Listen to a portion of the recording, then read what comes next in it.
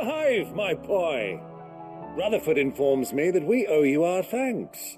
Hadn't intended for you to get involved, but such are the times we live in, huh? I would have done the same for anyone else. You're far too modest, Clive. You'd make a terrible nobleman. But tell me, is the realm truly in as dire a state as Rutherford suggests? From what little I saw, you were right to be worried. I suppose I should have expected the worst. But I was rather hoping the great and good of the realm might have things a little more under control. Alas, it seems that firm leadership is in short supply these days, and without it, the people are bound to lose their way. We must move quickly. But where do we start? True, the challenges that face us are many. But in my estimation, there are two key areas to be addressed before any other. The realm's armies and her larders. As you've seen firsthand, it's every man and woman for themselves out there. Certain cities have banded together to try and maintain some semblance of order, yes, but such cases are few and far between. And yet, the only remedy for the chaos that faces us is unity. A unity that transcends even the borders laid down by our ancestors. In short, if Storm does not stand together, she will fall apart. But how would one even begin to unite the realm? The armies, my boy. As I told you already, we begin by restoring order among the ranks of those sworn to maintain it. Sadly, I doubt I could convince even the lowliest gaggle of privates to dig a latrine together. But I do know someone the High Commanders have been known to listen to on occasion. Field Marshal Eugen Havel. I thought he was retired. He was, until an Akashic army tore through Randalar and killed most of the rank and file. There is no man alive more capable. Literally. And as luck would have it, I've already spoken with him on the matter. Of course you have. And he's agreed to help. On one condition. That he first speaks with you personally. Havel has always been a man of frustratingly rigid principle, and he has certain qualms about clasping arms with, well, with an outlaw. I extolled your many virtues as best I could, of course, but the old goat was adamant that he be allowed to appraise you in person. You don't mind, do you, my boy? Of course not. As long as chaos reigns, we will never build a better world. I'll do whatever it takes. And if the Field Marshal wishes to speak with me in person, then so be it. That's the spirit. I'll leave for Randalar at once. Would you send a Stolas? Of course. Rutherford is already in the Dalmekian capital. I'll have him tell Havel to expect you forthwith. Excellent. Thank you, Uncle. No, thank you, Clive.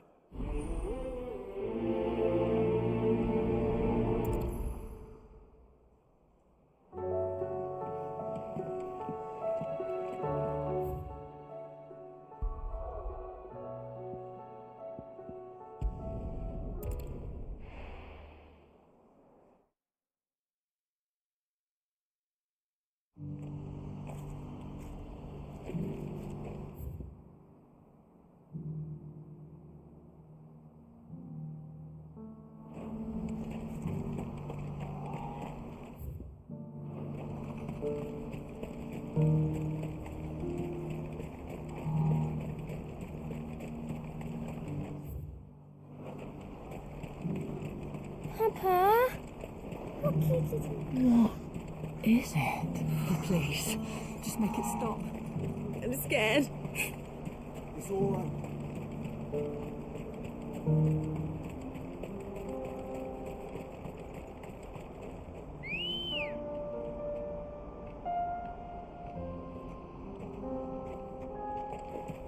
Good girl. Fly, Ambrosia.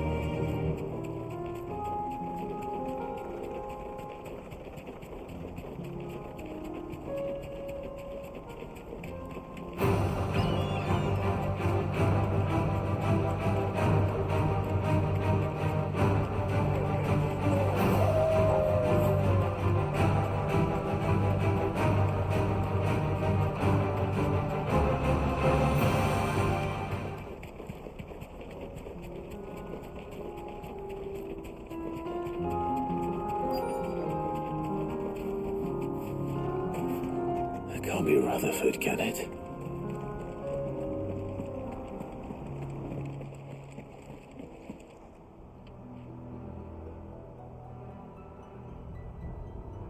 Turncoats and cowards, the lot of you! If it's a fight you want, it's a fight you shall have! Allow me. I don't need your... Please, Field Marshal, oblige him. This won't take long. You're right. It won't. Men, finish him.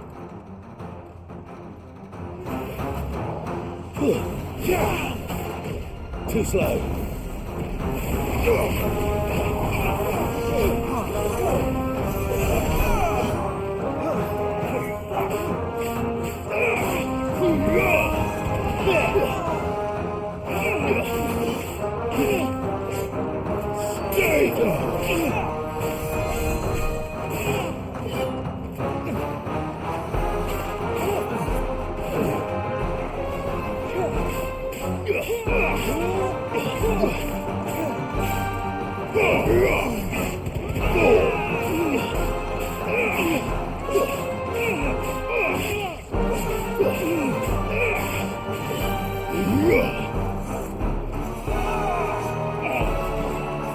Nice try.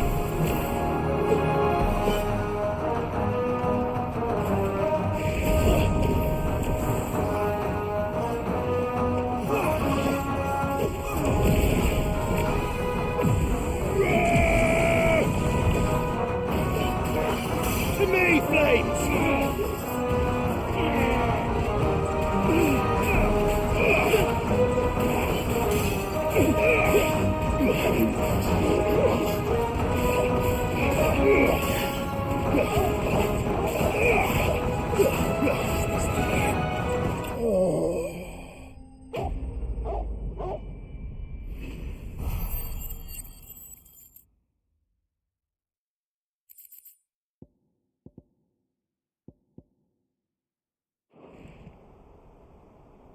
A little longer than I'd have liked.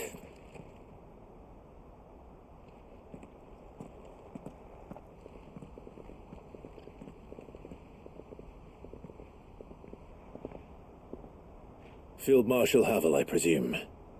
Are either of you injured? No, my lord. You arrived just as our escort turned on us. Fucking traitors. I'd heard reports of soldiers in the outlying regions abandoning the oaths they swore. But I hadn't thought the corruption had reached so close to the heart of the Republic. It's a fucking disgrace. Your interfering old bastard of an uncle tried to warn me, of course. My lord Marquis, or is Sid the Outlaw more to your liking? Call me what you want. It doesn't change who I am, or the urgency of the message I bring. My uncle has a plan to right the realm, and he needs your help to see it through. Before I agree to anything, I'd have you answer one question. What do you stand to gain from all this? I won't deny that I might benefit from further chaos. But I seek a new beginning for all of us. And while the choices I've made may not always have been the right ones, I know I made them for the right reasons. For so long, so many of us have been told how we could live, how we could die, when it should have been our decision all along. Now we have a chance to put things right. But in order to take it, we must stand together, even if it be beside those with whom we don't see eye to eye.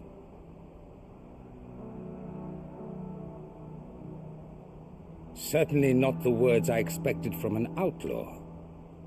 But perhaps your uncle was right. You are no ordinary outlaw. I'll never hear the end of this. All right. I'll start by ordering my most trusted guard to bring the Dalmekian fringes under control. Next, I'll make contact with my counterparts in the Imperial Army and see if I can't convince them to try and restore order in their own territory. Thank you, Field Marshal. But they are not the only ones we will need to convince. What do you mean?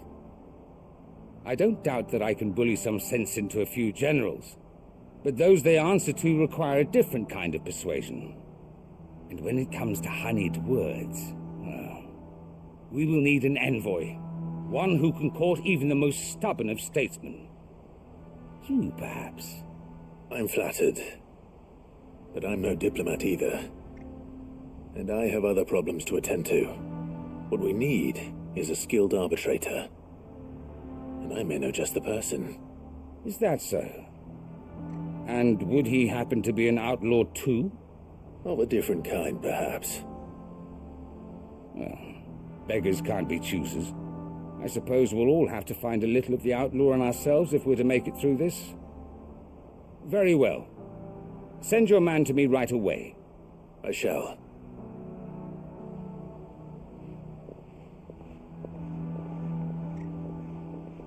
My Lord Marquis, your Lord Uncle bade me escort the Field Marshal to his manor in Port Isolde. And I will see that my associate joins you there. Very good, my lord.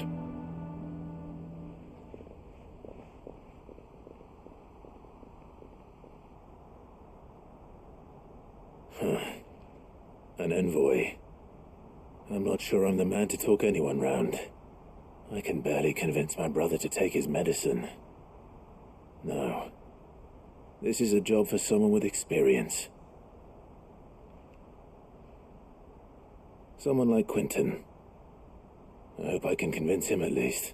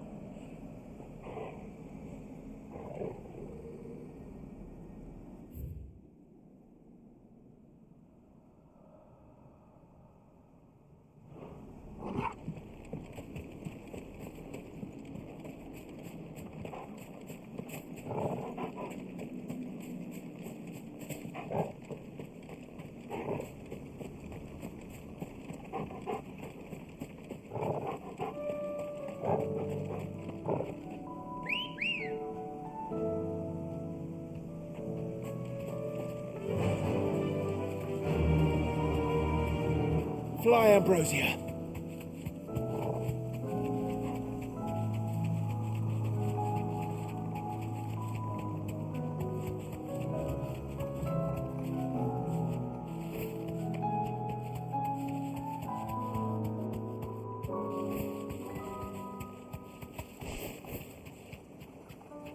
I can walk from here.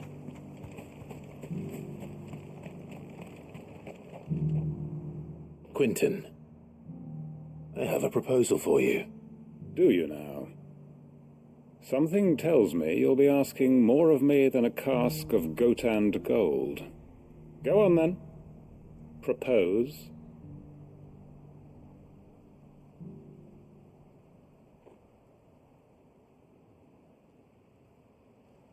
You'd have me convince the chiefs and chamberlains of the realm that they should simply swallow their pride and do the one thing that has proved impossible for thousands of years.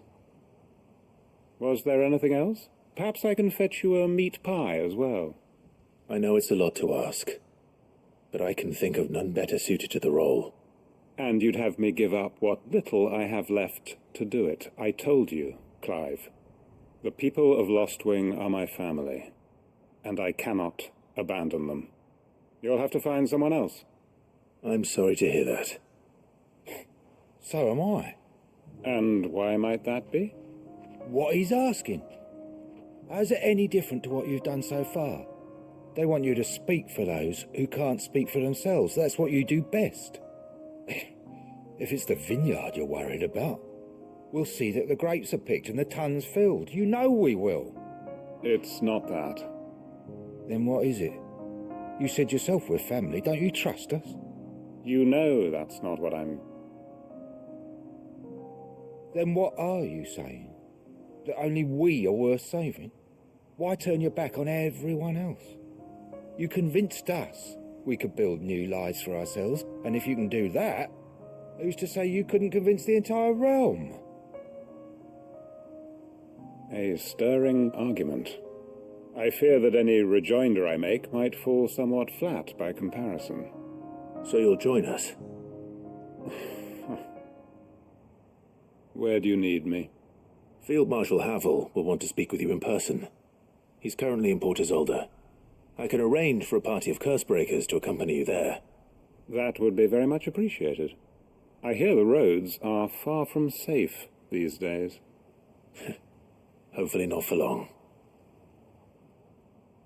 My uncle will want to know that his plan is taking shape.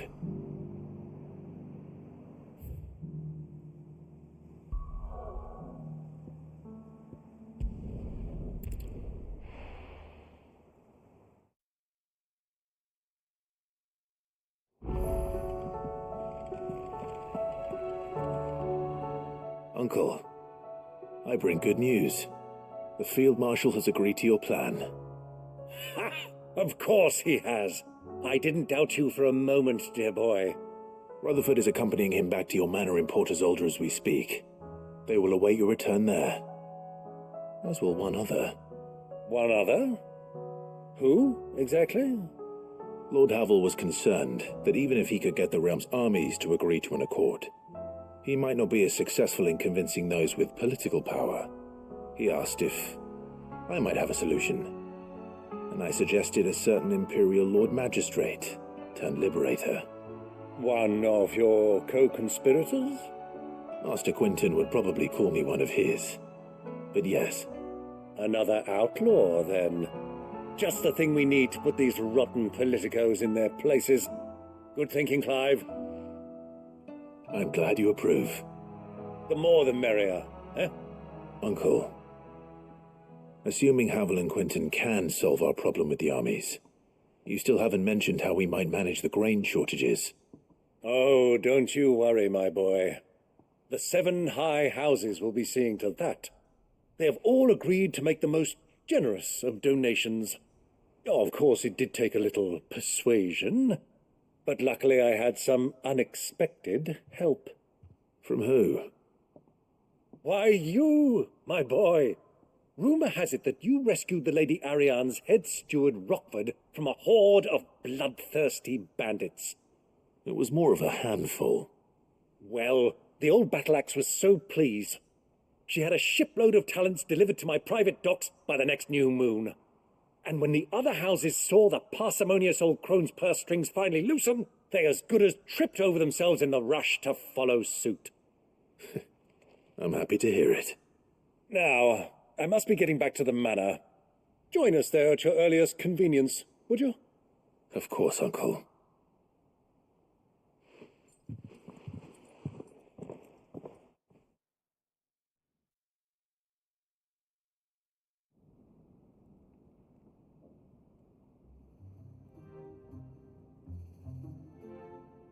And how, pray tell, will we get that grain to the capital if the roads are still overrun with Akashic?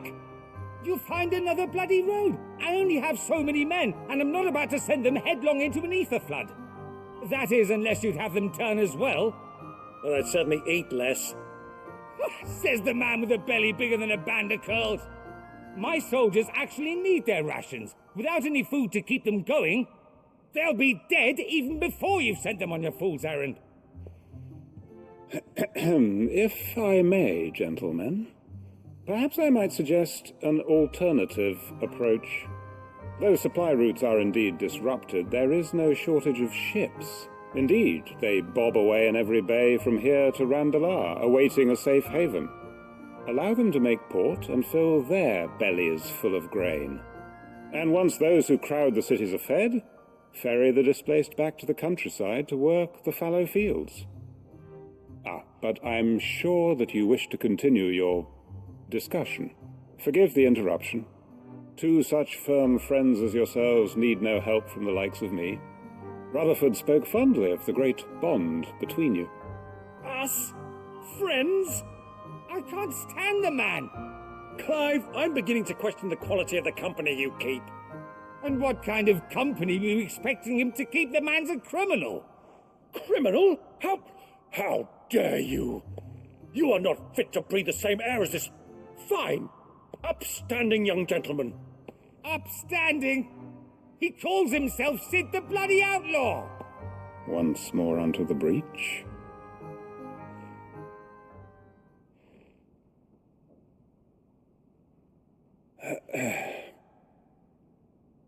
Shall we begin again? What we seek here is not to create a new nation, nor to claim the thrones of those that already exist. We wish simply to bring stability to the realm that mankind might weather the current storm. And to do that, we must convince those in power, the generals, the statesmen, the nobles, that our cause is just. There will be disagreements, yes, and I imagine some resistance, much resistance. But we cannot let that deter us. If we show them the path, show them that we walk it ourselves, then I am confident they will follow. The fate of the world lies in my nephew's hands, but the well-being of her people lies in ours, and we must not squander the chance that Clive has given us. Uncle Byron, Now, with that settled, let's move on to the signing of the Accord. For what great moment in history hasn't been accompanied by a little ceremony?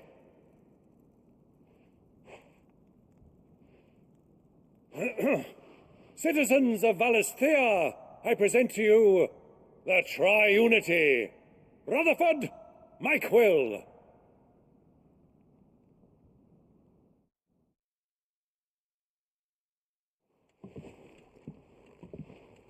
Well, my boy, the stage is set. that it is. This is the role you were born for. Now I ask only that you trust in the talents of your supporting cast. We shall play our parts to the best of our abilities, that you might have the opportunity to shine. The realm needs its Sir Crandall, and there is no better Crandall than you, Clive. I want you to keep this signed accord as proof of our faith in you. I will. Thank you, Uncle.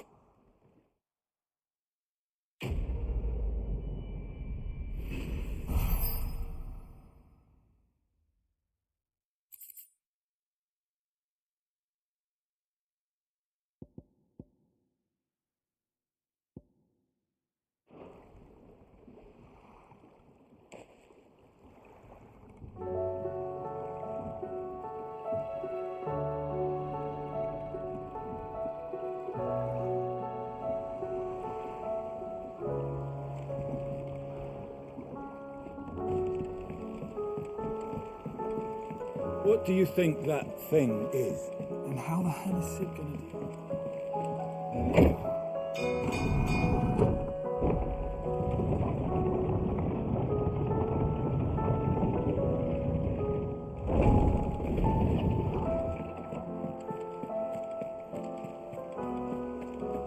There's something about it. I feel like... Sid, I was wondering if you could help me. It depends what with. A bearer, but recently freed from his bonds, is keen to join the Curse Breakers. As you know, the work we do is not easy, which is why we test every volunteer's suitability. I was hoping you could oversee this one's evaluation. I don't mind, but why this one? Because he wants to be a scout. Our ranks are filled with men and women capable of breaking chains and putting slavers to the sword. But scouting, we're few with the nose for that, which is why we still rely so heavily on Gav. And since he accompanies you on so many of your missions, I thought you might be better placed to recognise the traits in him that we should look for in those who'd fill his boots. Sounds reasonable. So you're happy to oversee the boys' test, then? One can never have too many scouts. Truer words, Sid. I'll let the initiate know that you'll be attending his trial, and that he is to proceed directly to Northreach in readiness. No time like the present, eh? No time like the present. I'll await you there.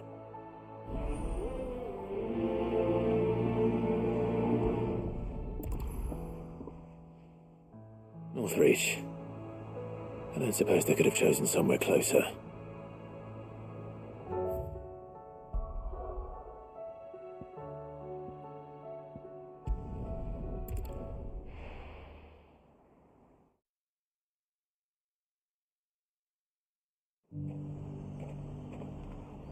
Nazir might at least have mentioned where in Northreach he'd be testing this recruit. I'm nervous. Well met, Sid. This is the initiate. Ember, present yourself. At your service, Master. Please, just Sid. There are no masters here. Your life is your own. Oh, of course. Thank you, Sid. The sergeant says you'll be evaluating me at my trial. To become a scout, yes. You are aware of the dangers inherent in that role. I am. But I swore I'd face them. Just like the man who saved my life. Who would that be? Gav. It was him who found me and freed me. No magic, no support, just one man and his nose. Came and sniffed me out. It taught me what one man can do if he puts his mind to it. And I've been training ever since, so that one day I can be someone's saviour, just like Gav was mine. I'm sure he'd be flattered. You clearly have good intentions, Ember. And it sounds like you're under no illusions. Stick to this path and you'll make a fine curse breaker. So, what? Have I passed? You haven't even started yet. Now listen.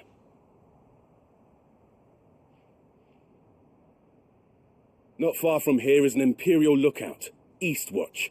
The guards there record all their sightings in a logbook. You are to find it and bring it here. And bring it here, right. Anything else? No. Sneaking into a heavily guarded Imperial outpost and stealing the logbook would be quite sufficient. You will need to assess the situation, determine a point of entry, create a distraction and effect an escape, all without being discovered and thrown into an Imperial oubliette. Ember, Gav isn't our best scout because he can do everything. It's essential that you know your limits. Know my limits, right. I won't let you down.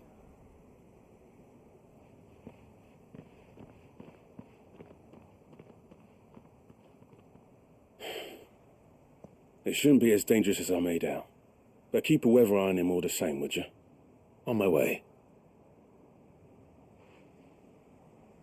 All right, Ember. Impress me.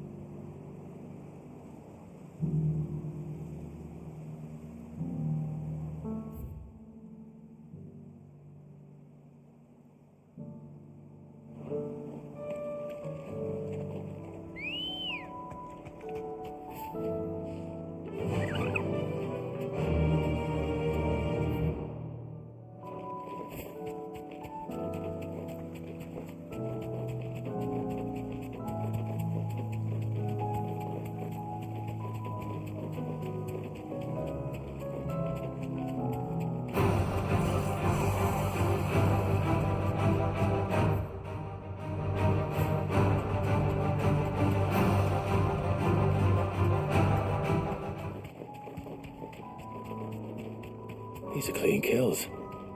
Perhaps young Ember really is ready. Or maybe not.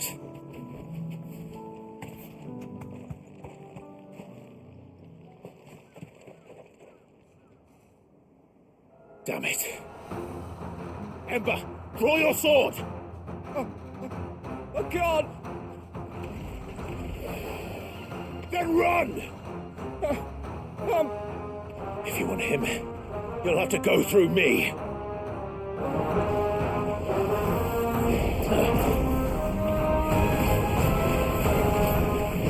Too slow.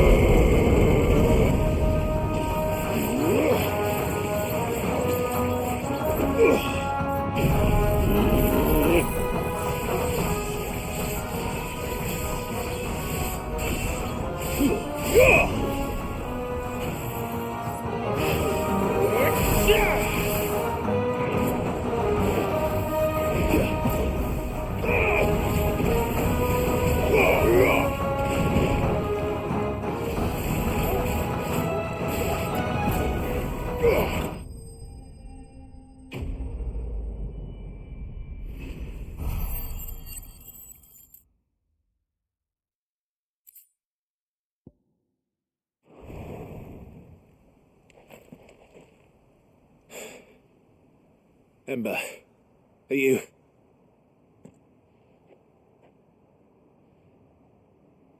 Gone. Of course. Scouts really are a rare breed. Back to Northreach it is, then.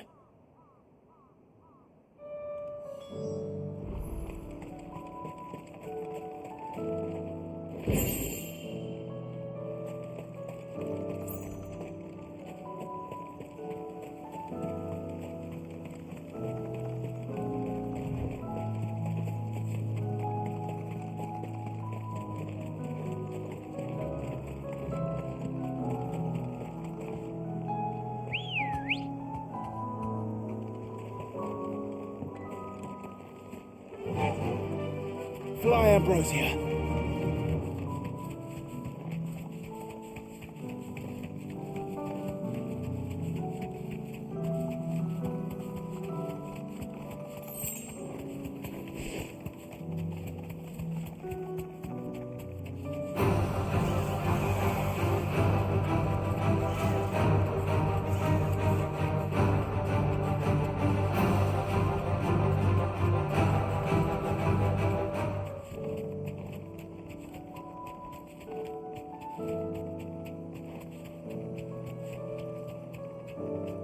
Straight home now.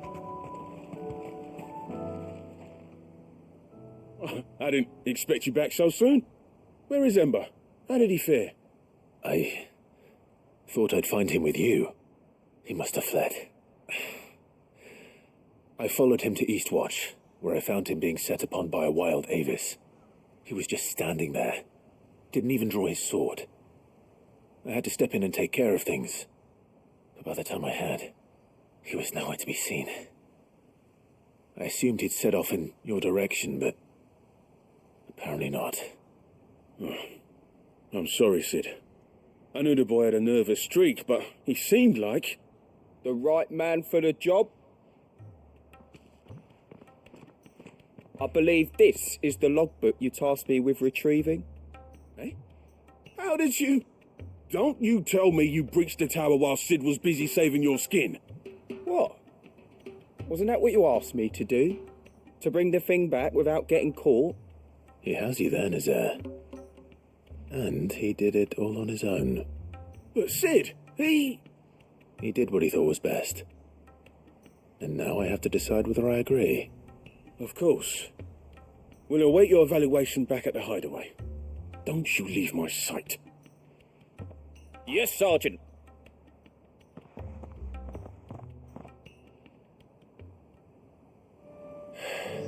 This won't be an easy decision.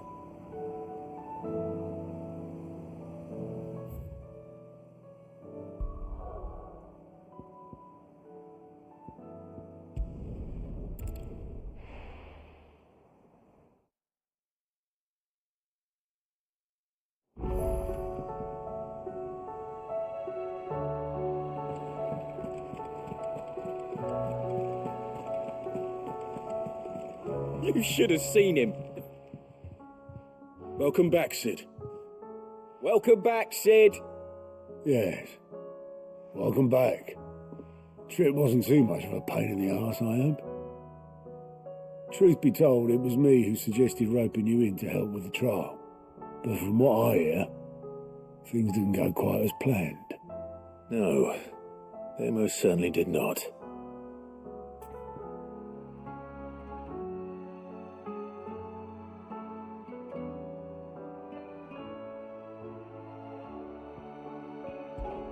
Ember lost his nerve in the face of a beast of prey, but he didn't lose heart. He pressed on, and he achieved his aim. And is that not what we ask of our scouts? Indeed it is. Thank you for your honest appraisal, Sid. The fact remains, however, that Ember will not always have a battle-hardened warrior on hand to pluck him from the jaws of peril. All I have gleaned from this trial is that without someone watching his back, Ember is little more than a liability. Wait, Sergeant. Ember still has much to learn, it's true. And this time he was found wanting. But I'd say he's due a second chance, nonetheless. After all, he did do as you asked. With a bit of hard work, any hand can be made to hold a blade, and any mind can conquer its fears. But a scout's nose is different. You've either got one, or you ain't. And by sniffing out that log, young Ember here has shown he has a conch and a half. Wouldn't do to waste it now, would it? Fine. One more chance. I'll do whatever you ask. I'll spend my days and nights in the pit if I have to. I'll show you. Just you wait. Daft as a brush, that one. But his heart's in the right place. Just like someone else we know. And if you ask me, we've been leaning on him for far too long. That time the curse breakers took some of the weight off his shoulders, I reckon. It couldn't hurt. Just don't tell Gav I said so, will you? I won't have him thinking he's been hard done by. Next thing you know, he'll be asking for a day off. Chance would be a fine thing. Back to work. Forgive me, Sid. This did not play out as I expected. Things rarely do these days. But that's why we need men like Ember more than ever. Men who can make the best out of a bad situation. Remember that. I will, Sid. Thank you.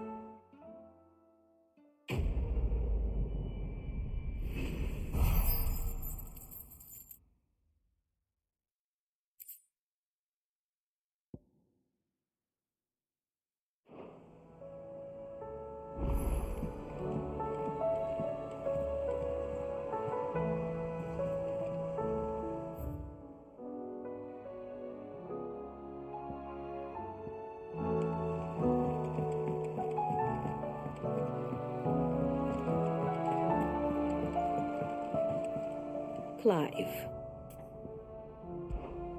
How may I help you today?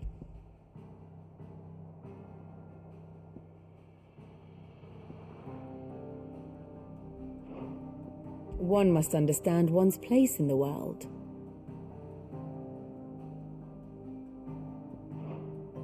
Very good.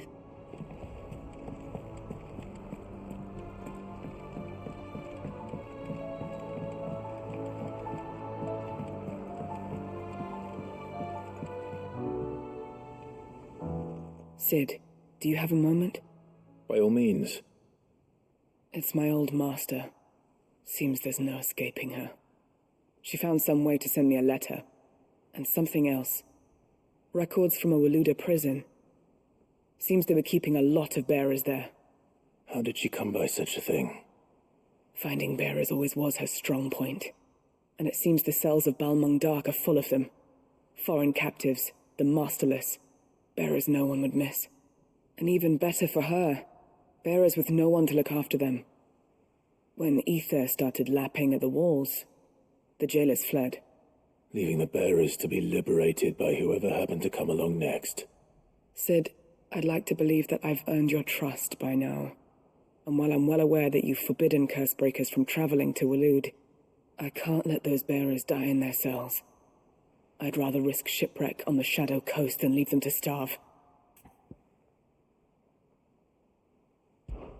We'll be needing the Enterprise if we're going to navigate the Narrow. Does that mean... I'm making an exception, but we travel together. And we stay no longer than we have to.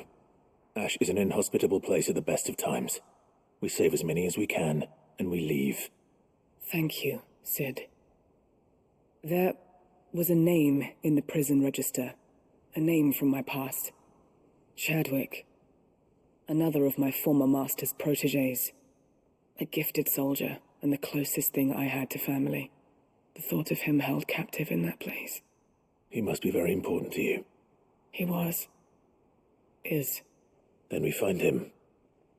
The entrance to the prison lies in the shadow of Ravenwit walls, just beyond the portcullis. We should head there as quickly as we can. I only pray there are still bearers alive to save. As do I, Doris.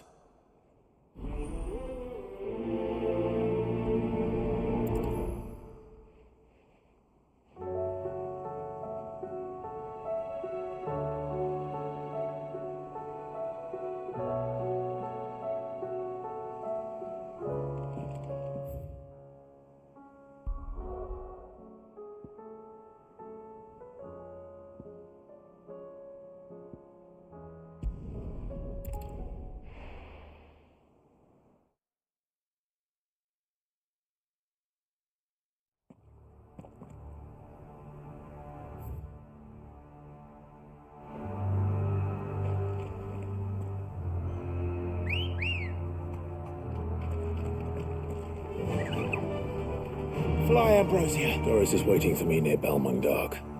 The longer she's out in the open, the more likely she is to be found by a Kashik. I need to hurry.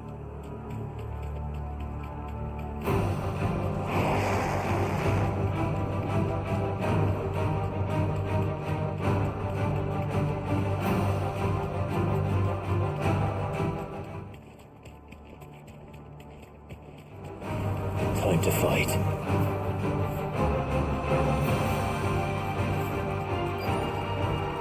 No need to ride from here.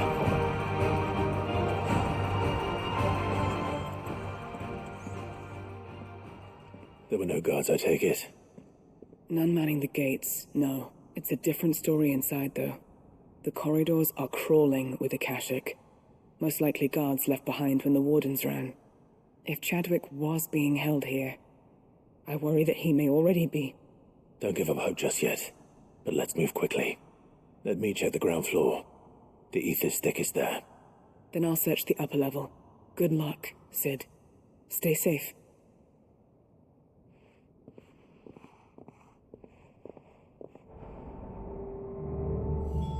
Just how bad are the floods inside the walls? Bad enough to turn a bearer? I hope not. We're risking a lot just being here. Better keep my eyes open for signs of life.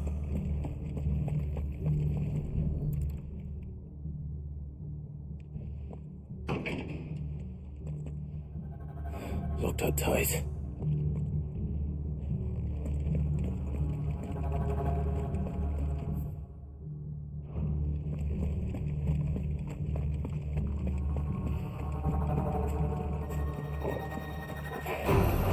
All right.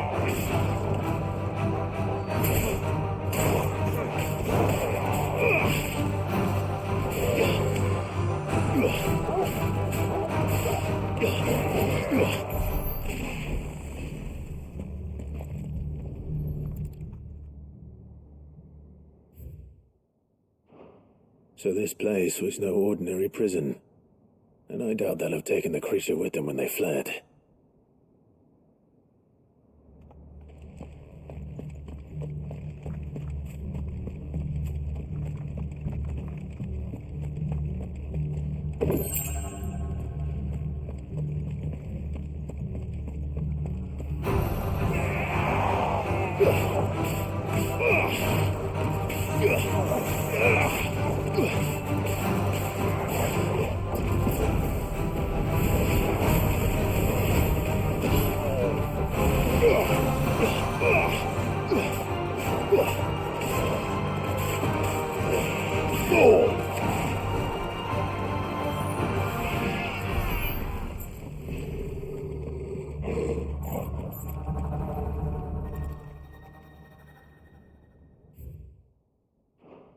Minimal loss of Waluda lives.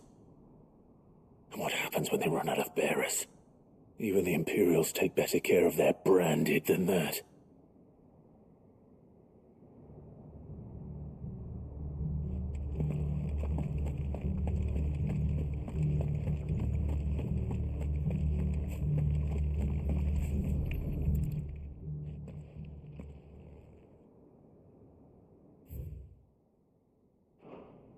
They were feeding bearers to it. This is even worse than I'd feared. Nothing but a Akashic down here. Hopefully things are looking better upstairs. I should go and see how Doris is getting on.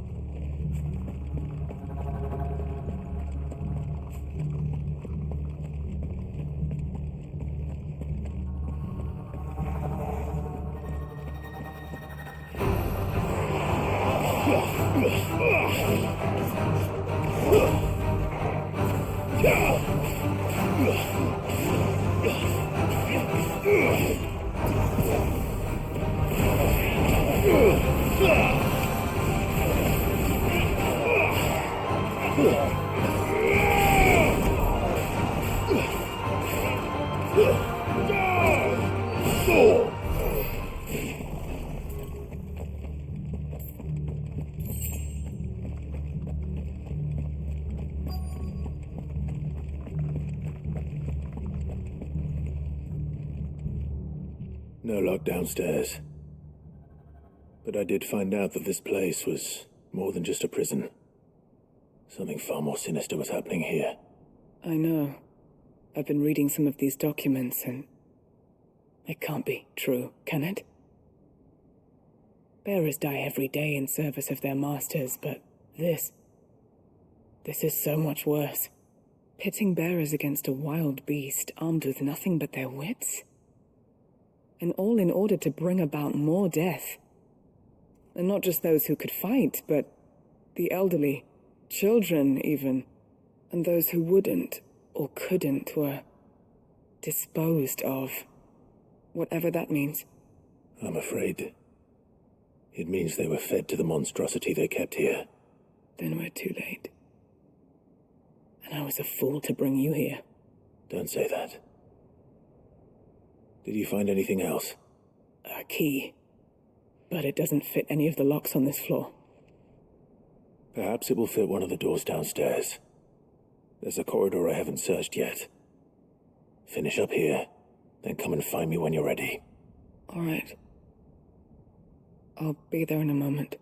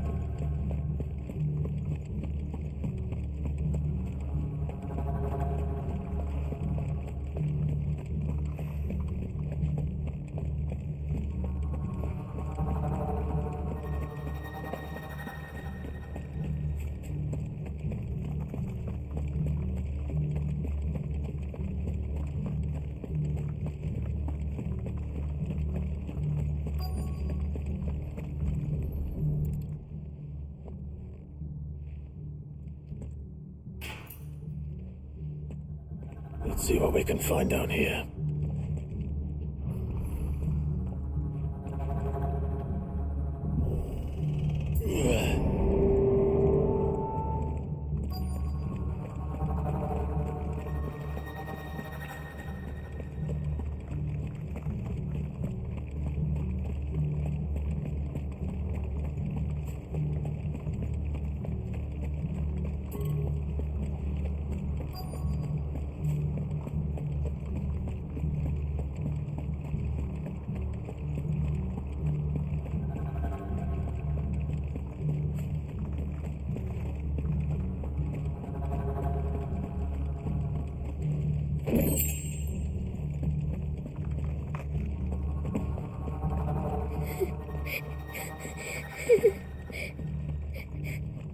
A survivor. And she sounds close. Who are you? There's no need to be afraid. Are you alone? Are there any other survivors? Some of the guards. They're still here. But something's wrong with them. Everyone else was eaten by the monster. Of course there were. Thank the Founder. It was worth our coming. But I'd rather we didn't linger. Are you ready? Ready when you are. You poor thing. He must have been terrified. Did Chadwick send you? What? He fought the monster. Distracted it so I could run away. He must have sent you. He promised to free the others too. Where is he? He opened your cell, didn't he? He wouldn't be here otherwise. Chadwick.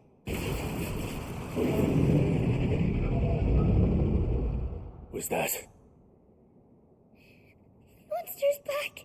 Chadwick, help! We have to get out of here. Doris, keep the girl safe. All right. You put that bearer-eating bastard in the ground.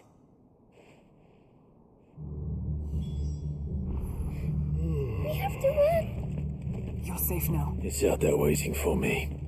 I can't let it live. Not if it's got a taste for bearers.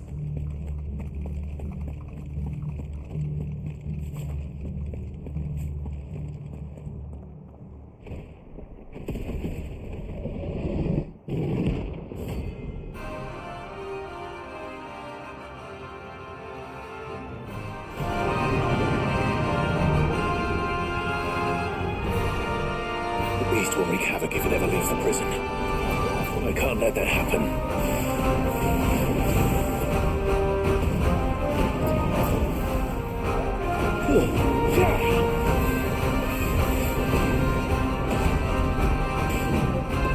Nice try.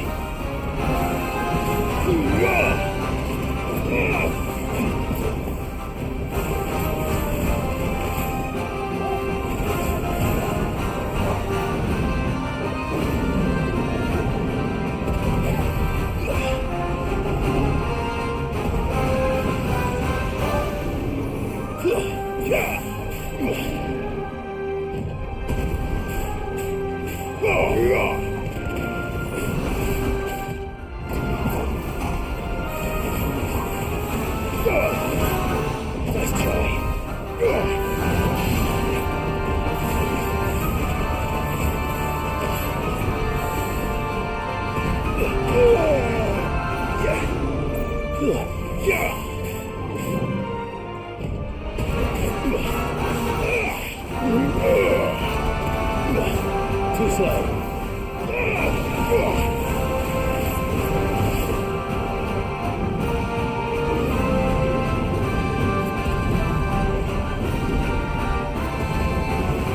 Nice try.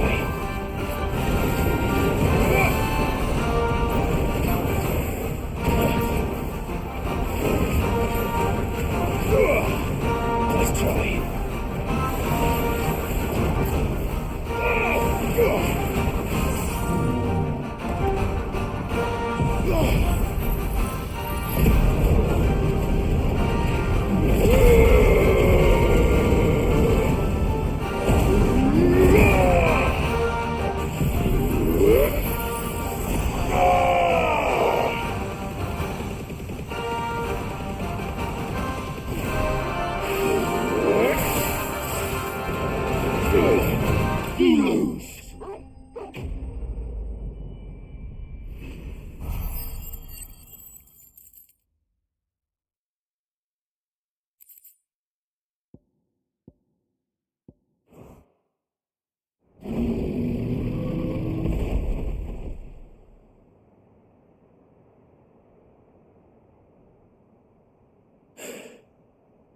Finally.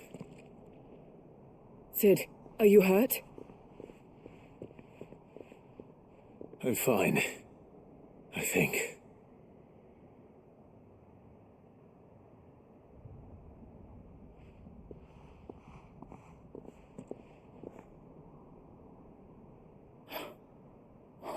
No. What is it? A diary. I gave it to Chadwick before we went our separate ways. He was here. Do you think that creature? I'm sure he fought bravely to the last. The girl is safe thanks to him. Chadwick. You fool. Come on. We have to get her back to the hideaway. We don't want his sacrifice to have been in vain. No, of course not. I'll see that she's looked after from now on. It's the least I can do.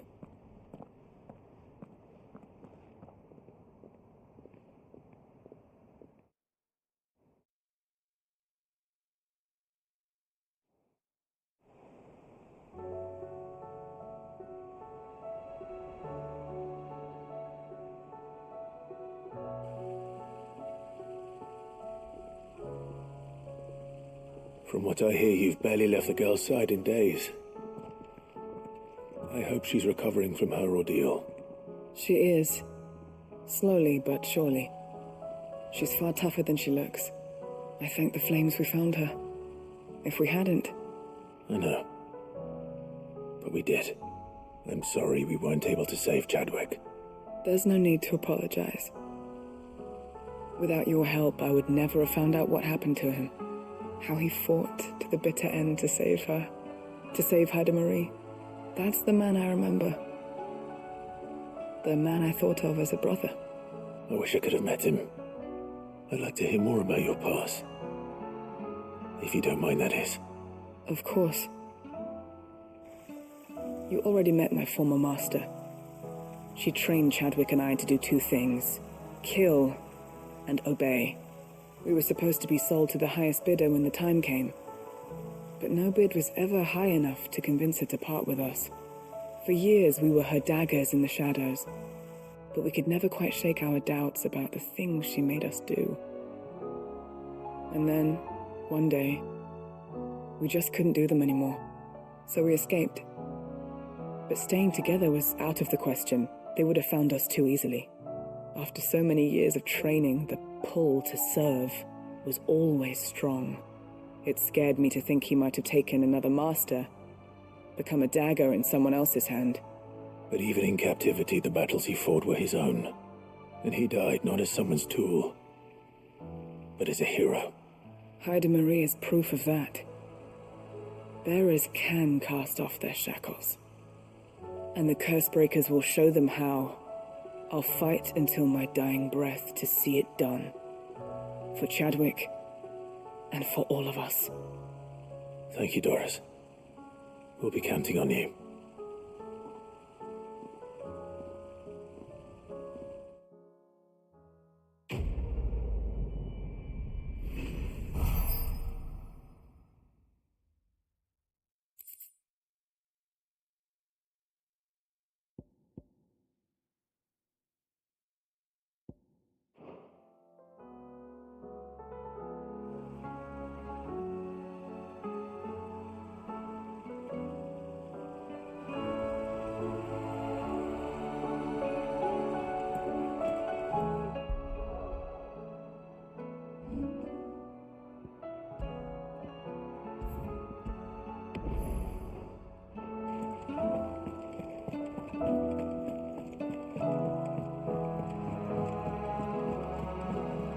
What do you think happened to Miss Middleton?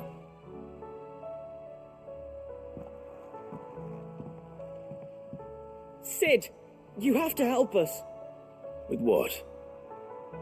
You didn't take apart another of Mid's contraptions, did you? No. Well, yes, but that's not what we want to talk to you about. It's Miss Middledore. She's been acting strange. Very strange. She's barely ever around. When she is, she acts like we aren't even there. Her head's in a crowd. In the clouds. That's what I said. In the clouds. Well, she does have a lot on her mind. When did you last see her? Not long ago. Right after she got back from saving you from Stonear. Then it's probably just about the Enterprise. It did take quite a battering on the way there and back. You didn't break it, did you, Sid? You really should be more careful around Miss Middledore's inventions. Don't listen to her. Even if you did break the Enterprise, you could put it back together, couldn't you? But who's going to put Miss Middledore back together? She seems really sad. Why don't I go and see if I can cheer her up? You do that? For us? She's in her dungeon. Don't scare him. It's not a real dungeon. Thanks for the warning.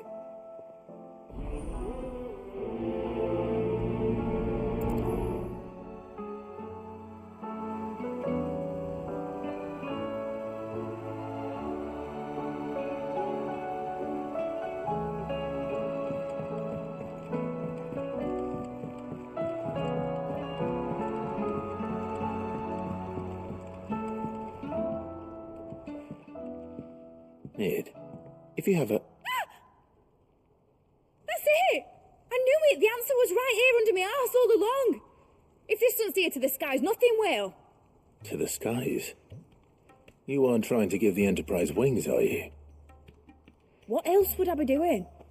The children seem to think you're avoiding them. They're worried about you. Is this really so important that you need to shut yourself away from everyone? The Enterprise is already the fastest ship in the realm, and that's with the sea beneath her. But what if she weren't bound to the waves? What if she weren't bound to anything at all? It's not fair. The gods get the skies all to themselves, so I'm going to do something about it. The Fallen had their chance, but they relied too much on magic. And see where that got them? But not me. I've discovered how to do it without. Well, almost. First I need to make a prototype. And is that a one-woman job? Are you volunteering? I'll have you know the Enterprise is my baby. But if her godfather's offering to lend a hand, I'd be happy to take it. First, I'll need oil, and not just some old drippings from Miss Molly's spits in the Tub and Crown. Refined stuff, like they make in Ordill. Then I'll need some bone, or shell. Light, strong, preferably no longer attached to the beast it belongs to. If it's beast bones you're after, I'm sure the curse breakers will know where you might find some. No, they'll know where you might find some. You're the one who offered to help, remember? I should speak with one of the curse breakers before I set off for Old Hill. See if I can't find this bone while I'm there as well. Has Midadol mentioned a new project yet?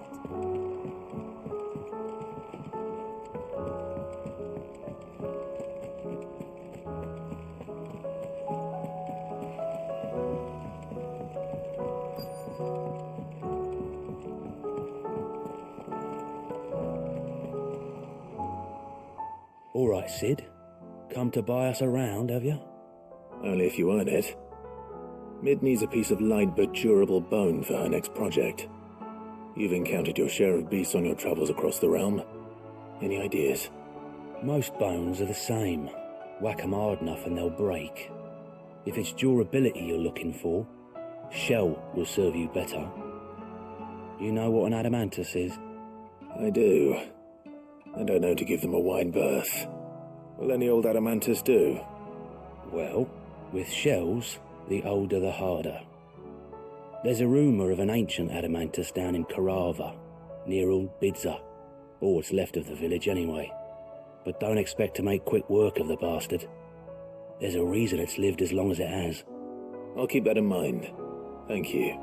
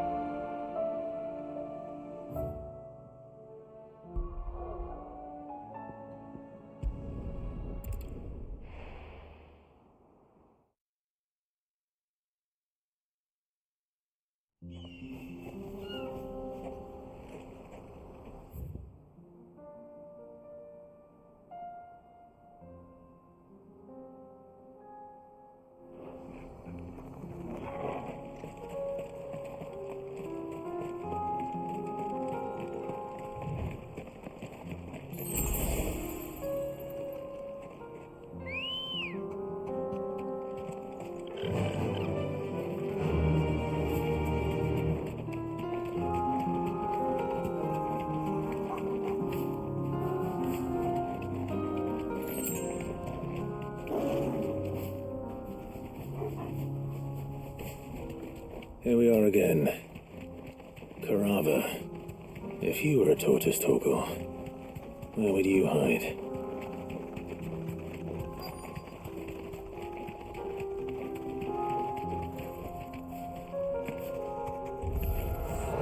It looks Looks like we found him.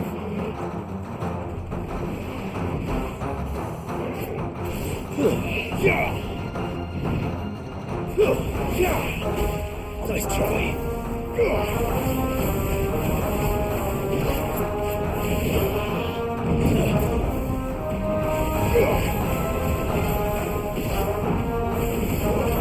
Too slow.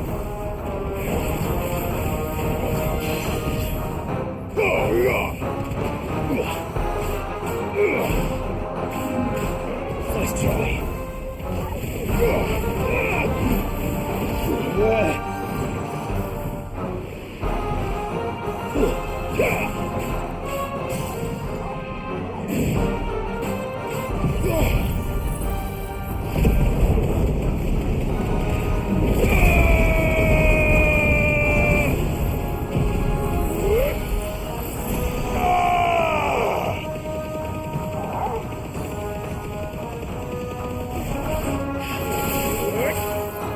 You're finished.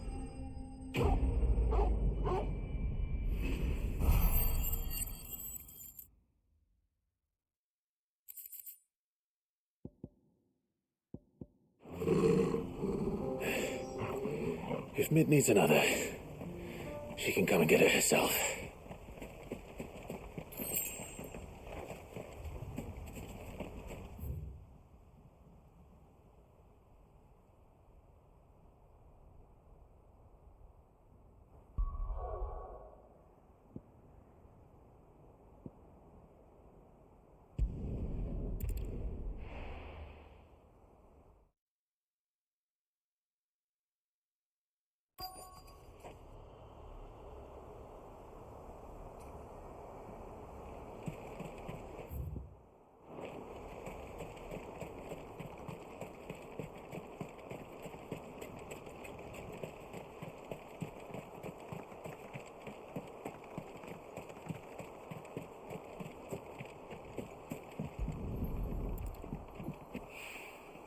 Mid's oil.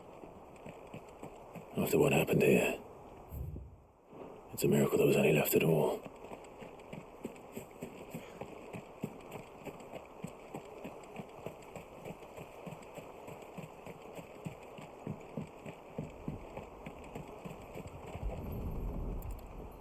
I better get these materials to Mid so she can finish her prototype.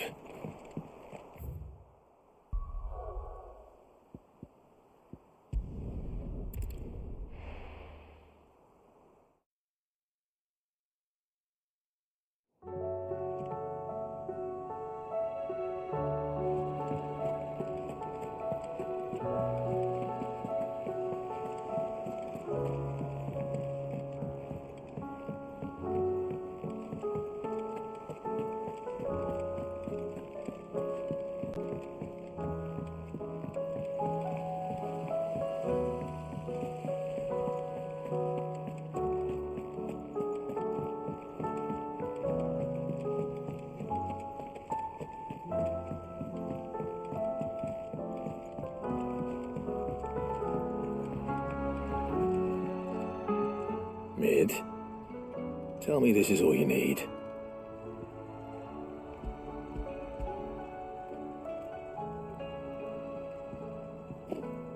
Oh, you make it sound like I asked you to save the world or something. Tell me this is all you need. It's most of what I need. After you left, I went over the figures again, and I realised I'd forgotten a 1 and a 0. And a cogwheel. Just a tiny one. Though, that's the problem. Gears that small are a bastard to make, and I may have lost the one Blackthorn spent a fortnight toiling over. Wait. The children. When they took apart your scales, there was a tiny brass gear.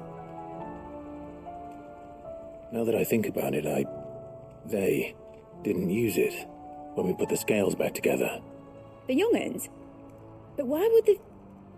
You know what? I don't want to know. I'll keep working on the model. You go and find that cog.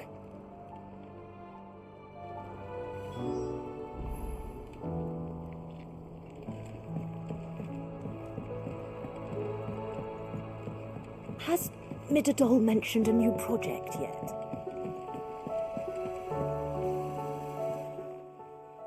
Sid! Is Mid still hiding from us? She wasn't hiding. She's fine. She's just busy working on her next project. A new invention? What is it? What is it? Is it an airship? I bet it's an airship! Do you think she'll let us help? That just so happens to be why I'm here. She needs something special, something only you three can provide. A brass gear. A tiny one. One that might fit on, say, a set of scales? Oh, the one you forgot! We remember! We saved it, just in case. It's in the bag of bits. Since your lesson, we've been disassembling, then reassembling everything we can find. All the pieces that are left over, we keep under our beds, just in case.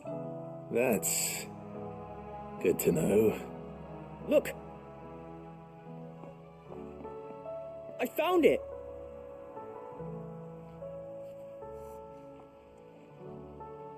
Is that all? Just the gear? We have more parts if Mid needs them. That's all for now. But I'll let Mid know about your hoard. Just in case. Thanks, Sid.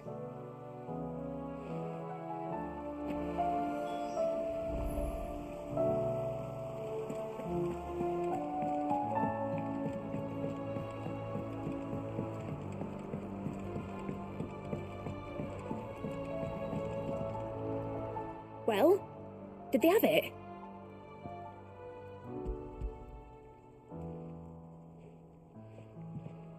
They did. And they kept it somewhere nice and safe. Will it work? Will it work? He's perfect! You're a genius, Clive. What exactly are you going to use it for? Only the most important job of all. The wings aren't going to move on their own, but with the right cog in the right place. Well, you just wait and see.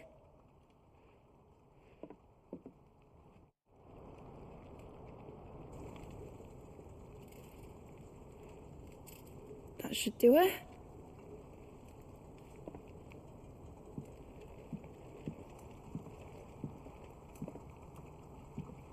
Here goes nothing.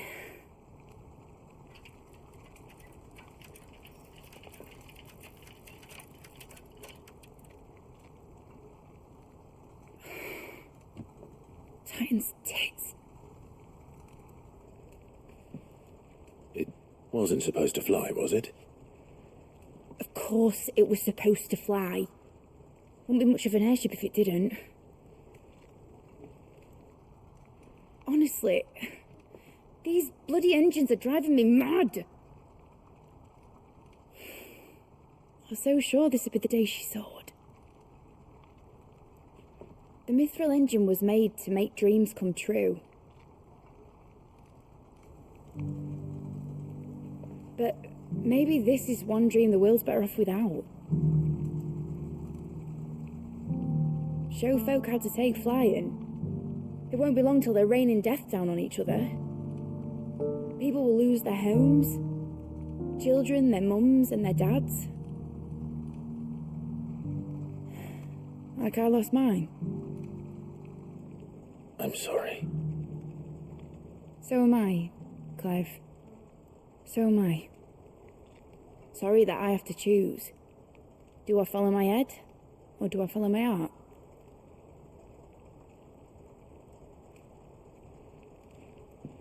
Good question.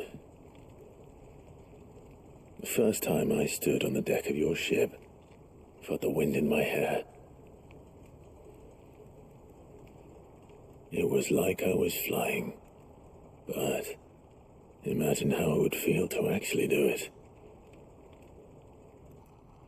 My dad always said there were two ways of living life. Chasing a dream or shuffling to your grave. And he were right. Right about a lot of things. Not that I like to admit it. People need dreams to chase. Especially in a world like this.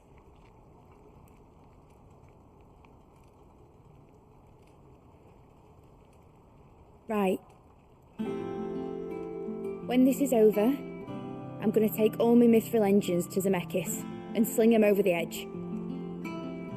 I won't have my dream end up turning into someone else's nightmare. But all that hard work... All that hard work will not be used for war, Jamie. But it ain't like it'll be gone. Tell me, Clive, have you ever been on a treasure hunt? Not since Joshua and I were boys. Why do you ask? Because I'm going to bury the engine schematics and leave behind a little riddle telling people where to find them. A really hard one, so that only the most dedicated dreamers will ever be able to work it out.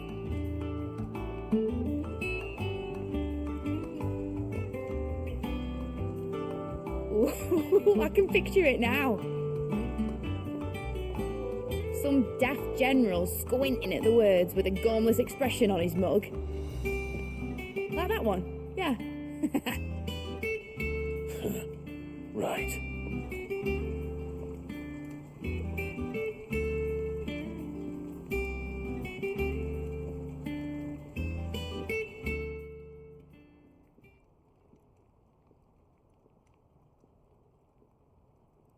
Of course, if I'm putting this engine at the end of a treasure hunt, I'll still need to make it a treasure worth hunting for.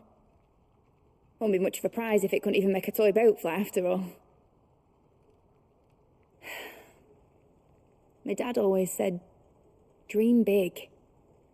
But it ain't the size of a dream that's important, is it, Clive? Only that it's a good one. And I reckon I've got a fair few good uns left in me. I'm sure you do.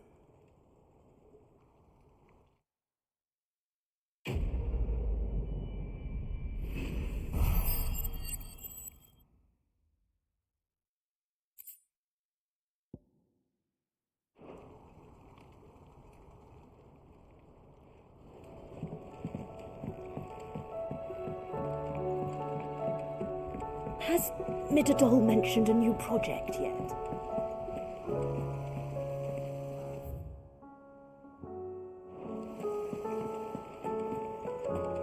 Whatever should I write next? A love story.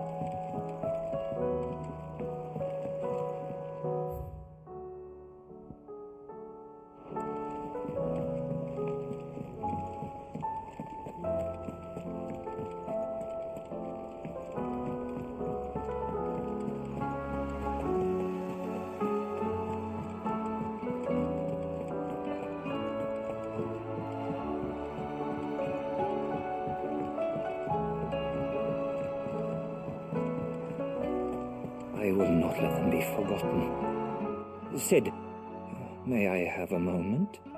Of course. It is an honor to finally speak with you. My name is Herman. I've been with the Cursebreakers for some time now, and I wish to be deployed to Ash. Any assignment will do. No. The lands across the Narrow are too dangerous. I will not send good men and women to risk their lives needlessly. Why would you want to go back? I need to retrieve something. Something important. I was raised in an orphanage. The Badbach Conservatory. Or rather, I was held captive there. It was not a place of nurture. It existed solely to turn bearer children into mindless weapons. We were tortured until we feared no pain. Tormented until our hearts turned to stone, and few ever survived long enough to become tools of the last king. I can't imagine. I lost so many. I can't even remember all their names, but they must be remembered. They cannot fade away, faceless and forgotten. The Institute was run with military precision. Every child measured, every name recorded, every death logged with meticulous care.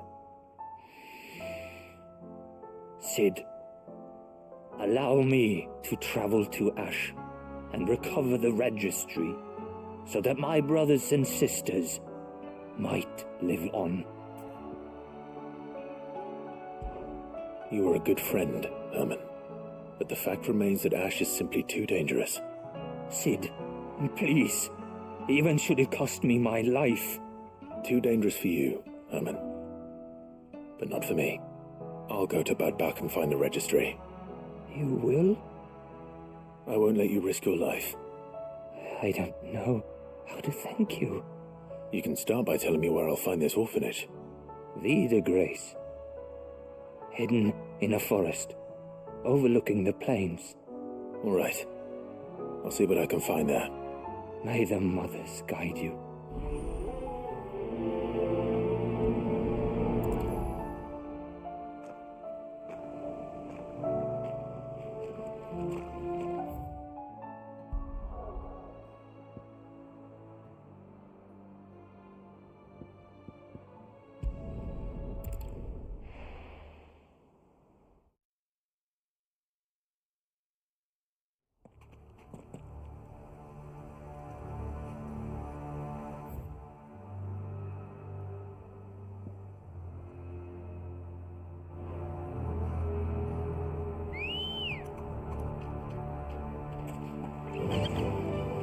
Faster!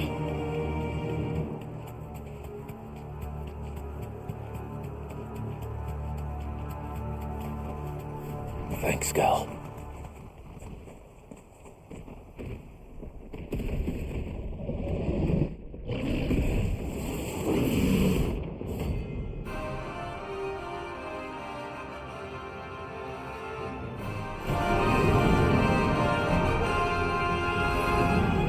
Another of the Royalist guard dogs. Quite a specimen it is, too.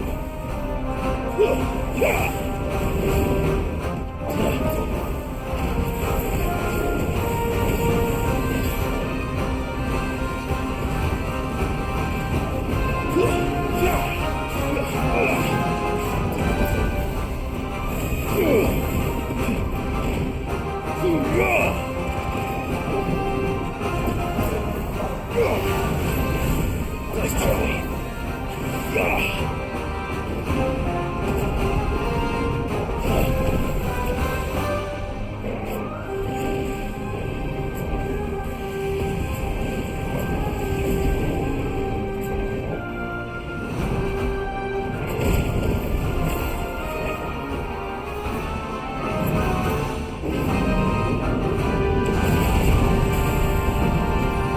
Well done, Tom.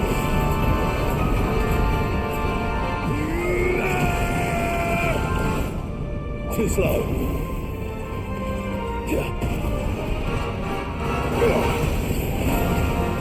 Nice try.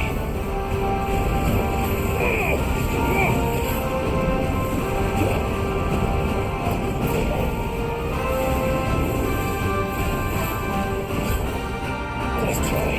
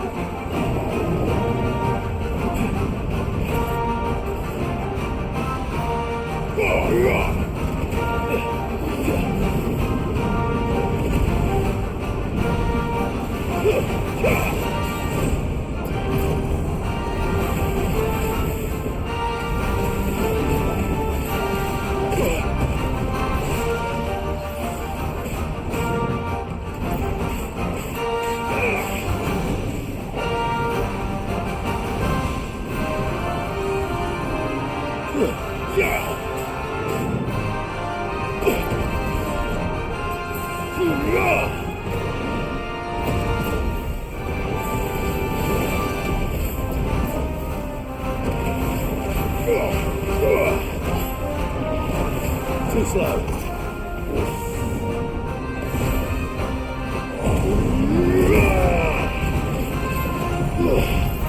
Let there be light.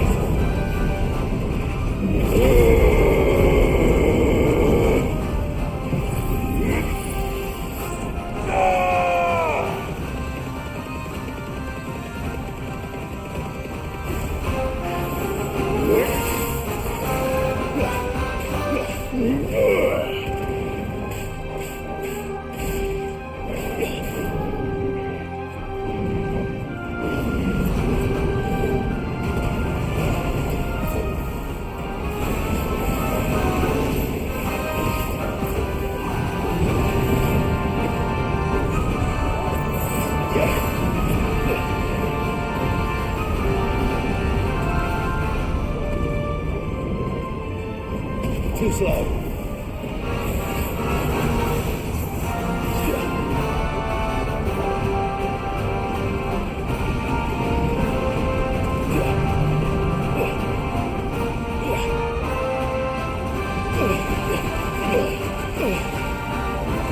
I needed that.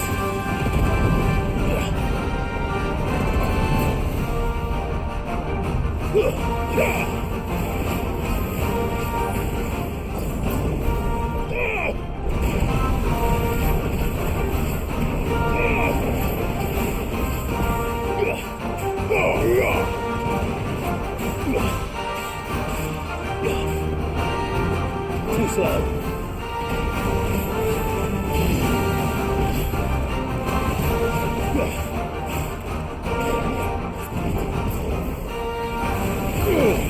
Nice try. Too slow. Nice try.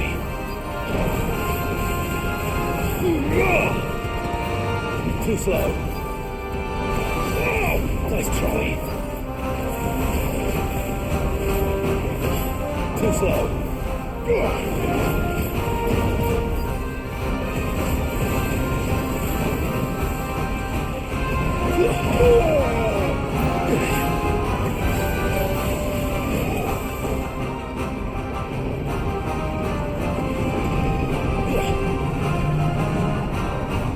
Nice try.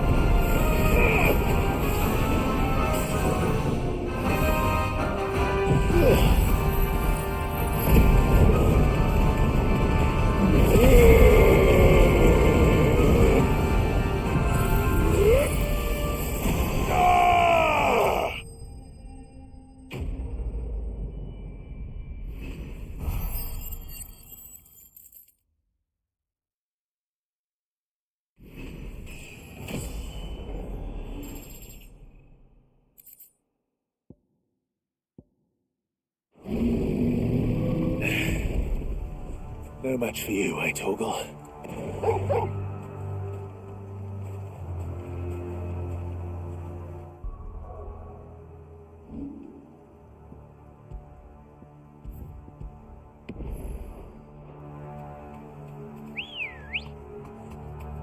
Ready, go?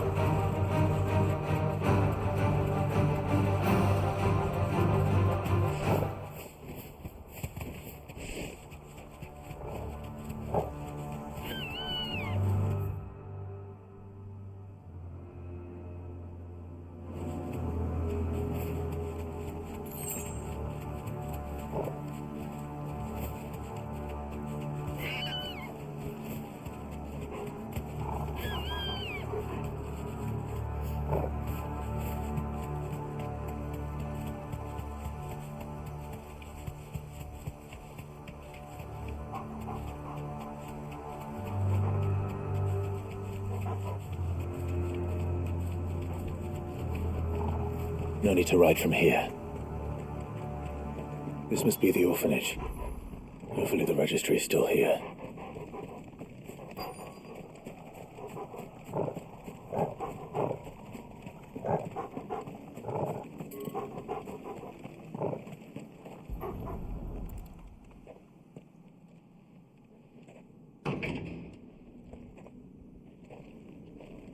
It's locked.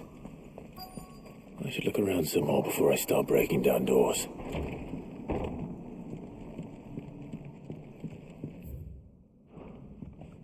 conditioning.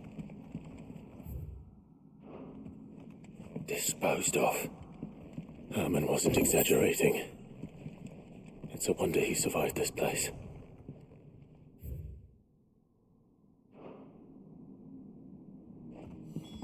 This reads like a suicide note. Did the director go through with his plan? There's only one way to find out.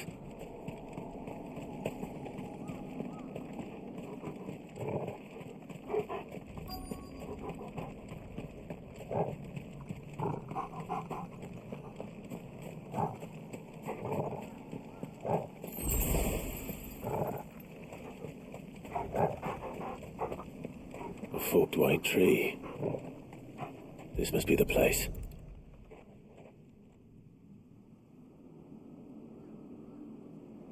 Could he really be buried here? There's something hidden among the roots. Let's see.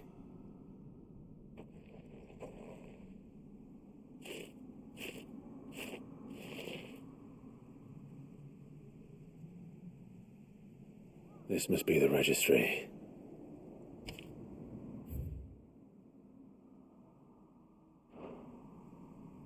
So many names. This place was a slaughterhouse. But where is the architect of all this misery?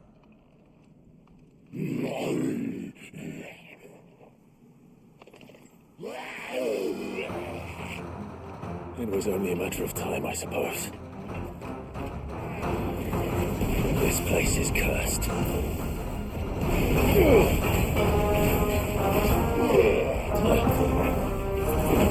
Nice try.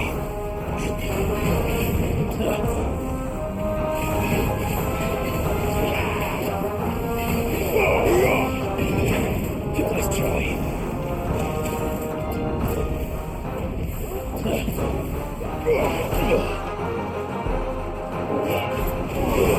You're finished. Nice try.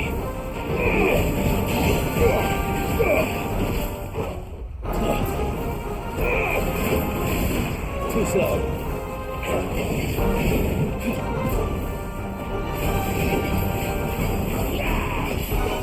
Nice try.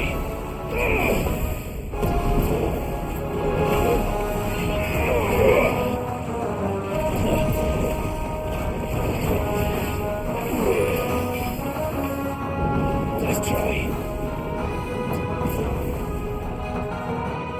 Nice try.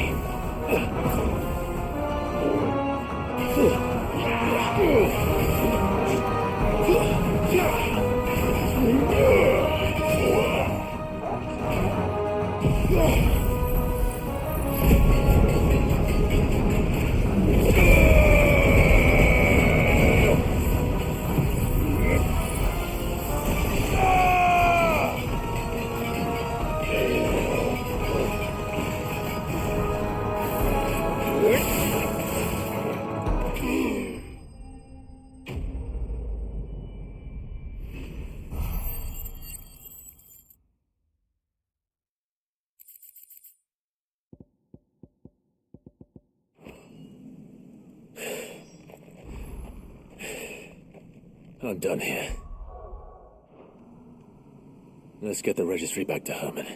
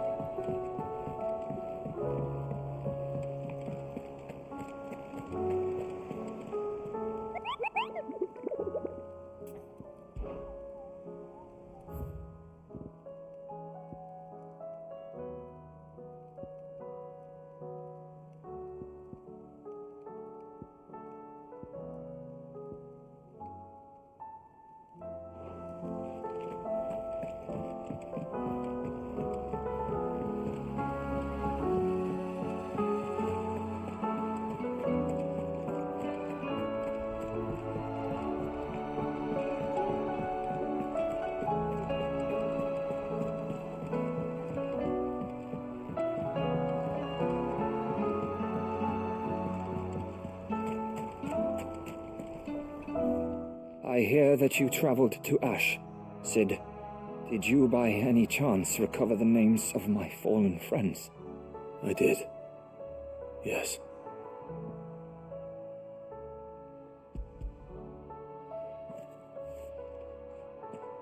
If I may, the bearer registry.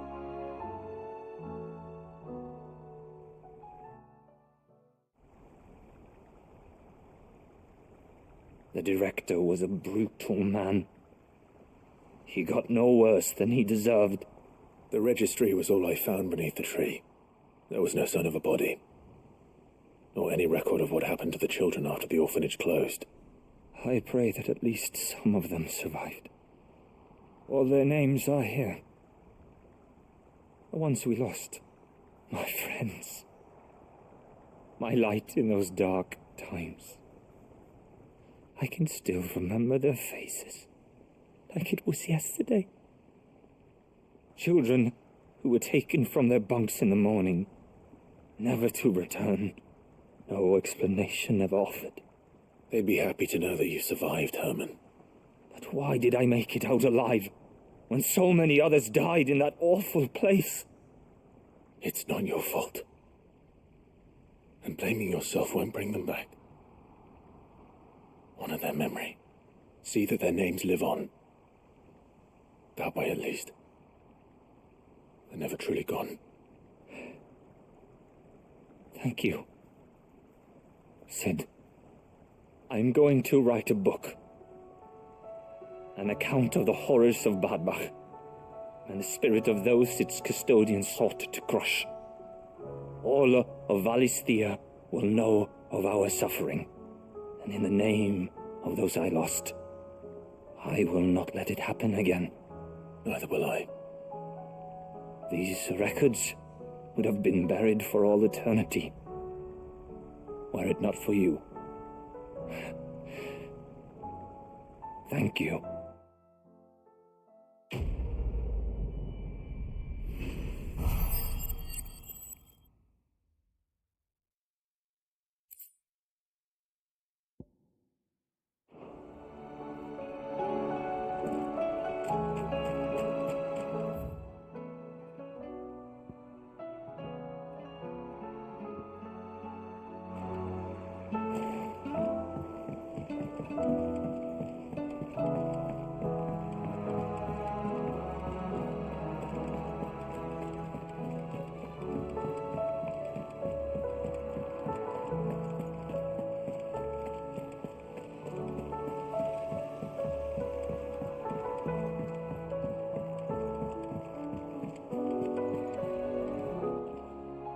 How may I help you today, Clive?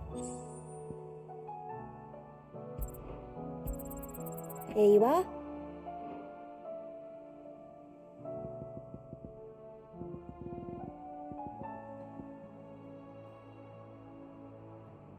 Come again. I may have more for you.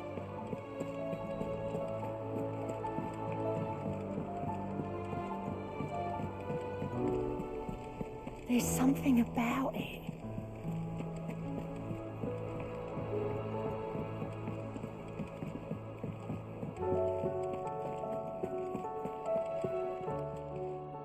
Still alive, are you?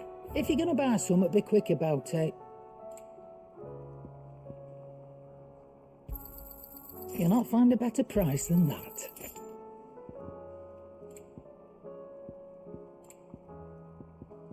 Come again. Or don't. I'm not much bothered either way. Trouble with your gear, or... What do you want?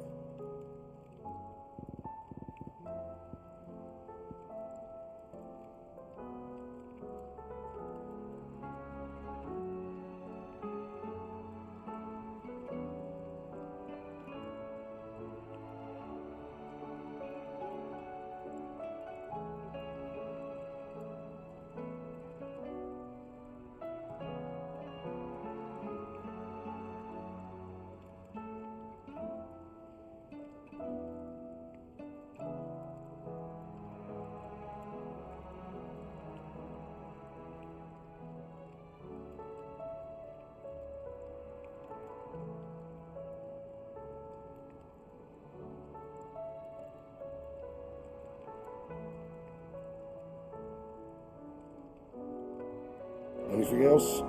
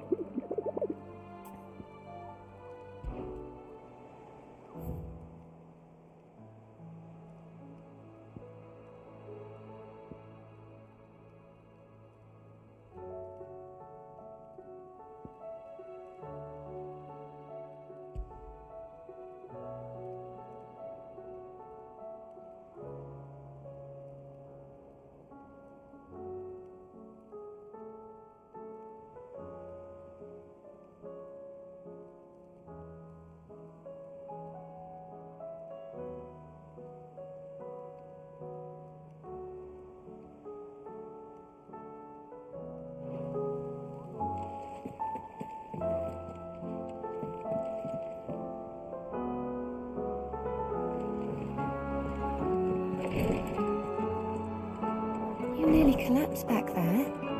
It's just a touch of the vapors.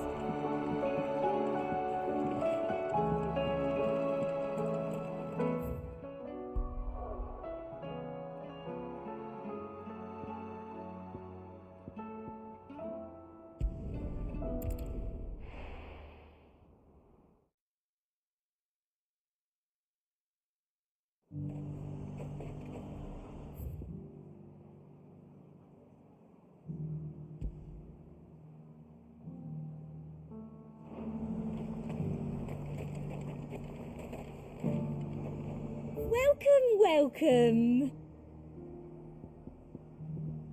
I'll be here if you need me. Got any more of those special elixirs?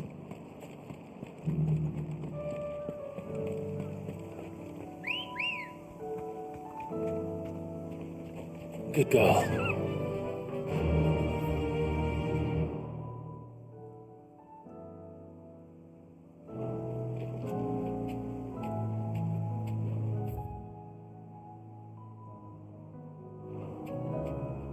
Thanks, girl.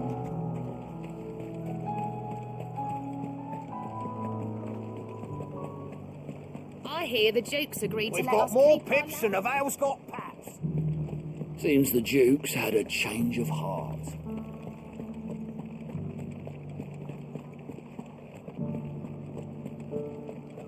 Looks like you've got a thirst.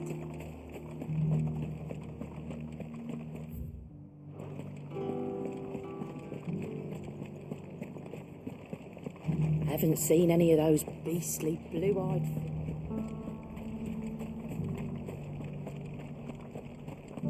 Do be careful. I will.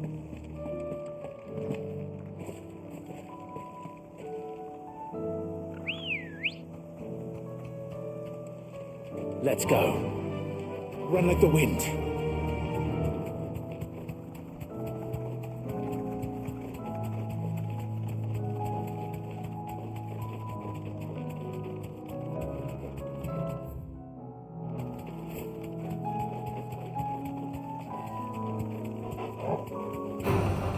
Someone's brave.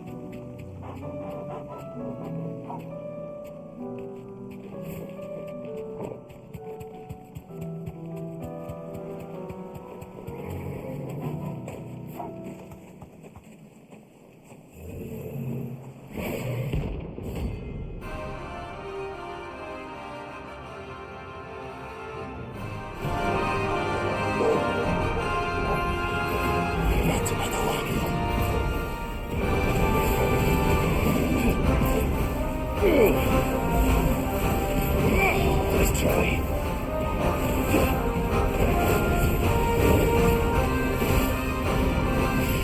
Too slow.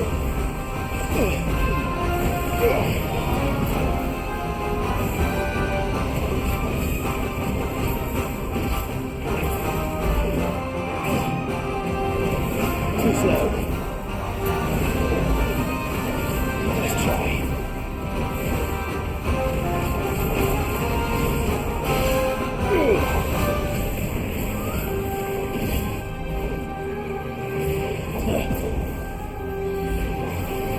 Nice try.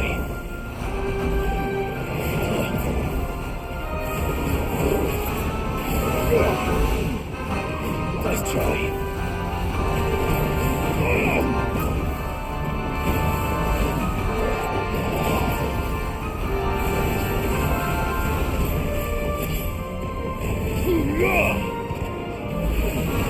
Too slow.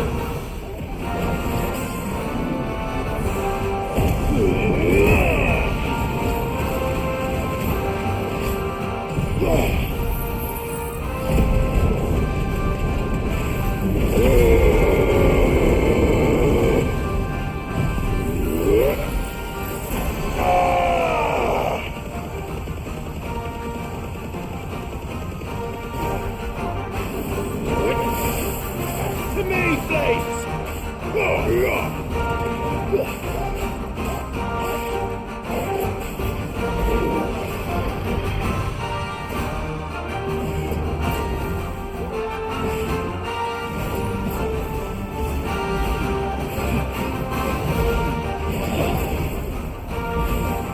Too slow.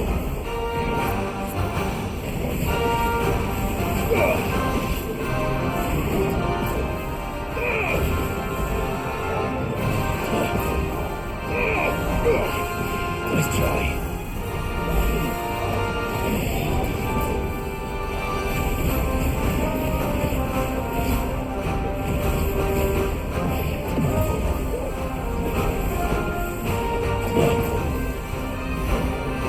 Too slow.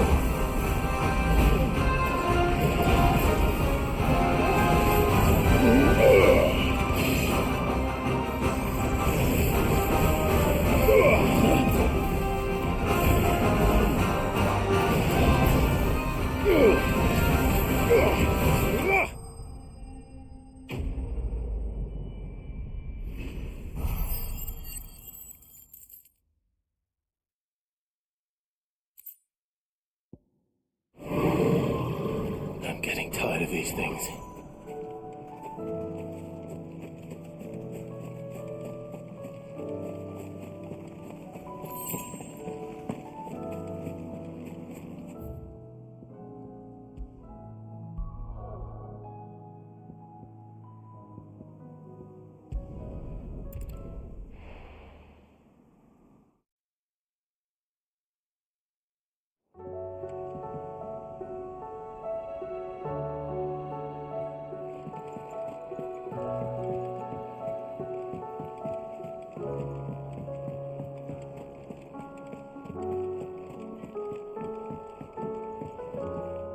Trouble with your gear, or...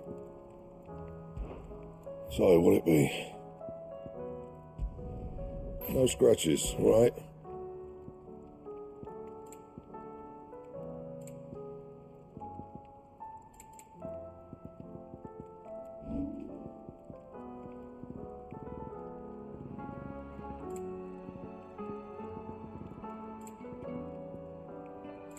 That it? Fine.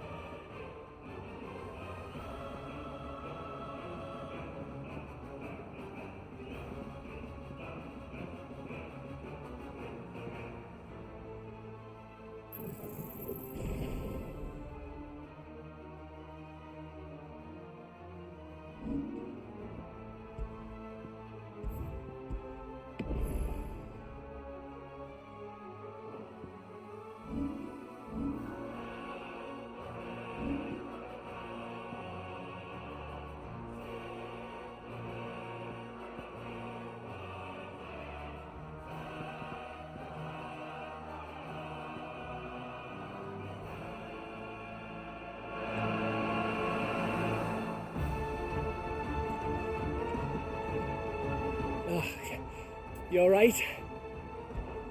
Something troubling you? No more than usual. It's just...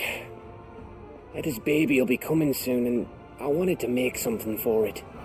I'm sure she'd like that. Back in the north, families would always make gifts when a bairn was on the way. Let the little tykes know they were welcome in their new homes, like. So, what's the problem? The problem is that Eda's due any day now. I don't know if I'll be ready in time. Is there anything I can do to help? You know, there just might be. All right then. What exactly are we making? A good luck charm. But not just any good luck charm. Not just any. No. One made from the feather of a silver chocobo. There's naught lucky in all the realm, or so we used to say back home anyway. Thing is, they're hard to come by. Had Otto and Karen check with their suppliers, but nothing. I try and track one down myself, only... Only the big day is fast approaching. And that's all you need, a feather. That, or the bird whose arse it's attached to, aye. I was gonna start by asking around with travelling traders plying the northern borders. Well, there's no shortage of those passing through Martha's. I think I might make that my first port of call. I'll let you know if I find anything. You're a good friend, Clive. I won't forget this.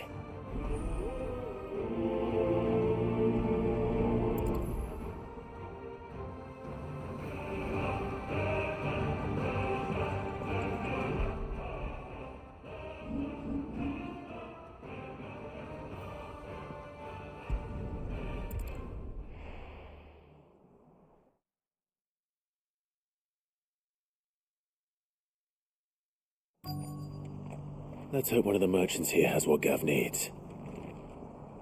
Excuse me. I'm looking for something. Oh, well, then I'm your man.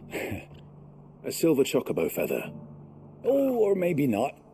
Though you're not the first to mention the bird around here. There was a man stopped by the rest not long ago claiming he was attacked by a silver chocobo near some gutted hovel not far from Eastpool. Most took him for a braggart and a liar, but who knows? Perhaps there was some truth to his tale. We'll see. Thank you.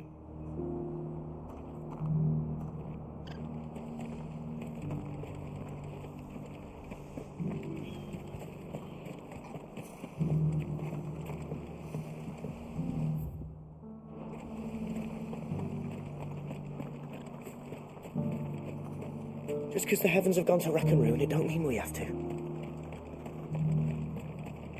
It doesn't still hurt, does it?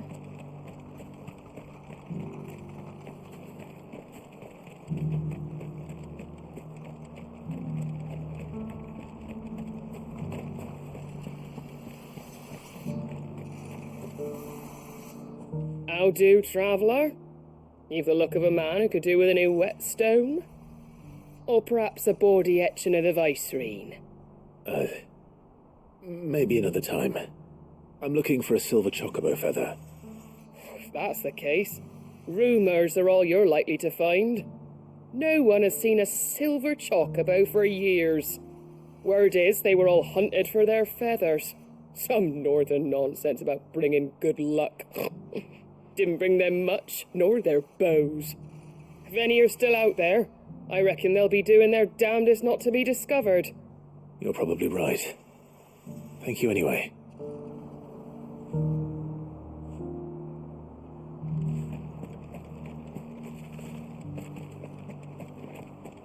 I've got greens of all shapes and...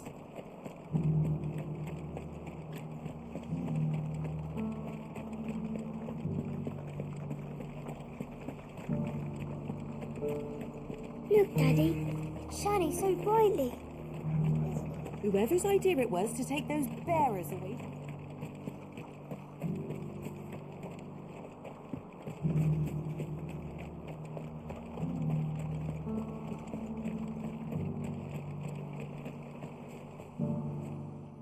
Can I help you with summit? You wouldn't happen to sell silver chocobo feathers, would you? I deal in fruit, not fancies. But if it's fancies you're after, I suggest you try Rhiannon's ride. Was a silver chocobo seen there? Oh, yes. If you believe the ravings of a madman. It wouldn't be the first time.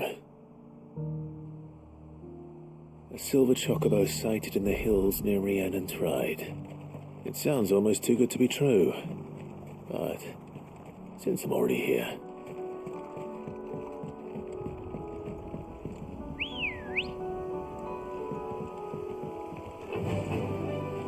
Run like the wind.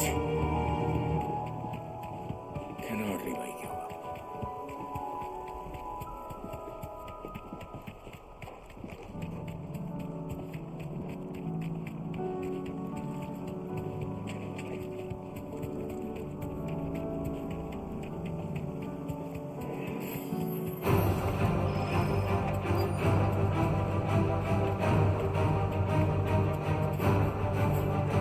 Tracks. I'll not live by bandits for a change.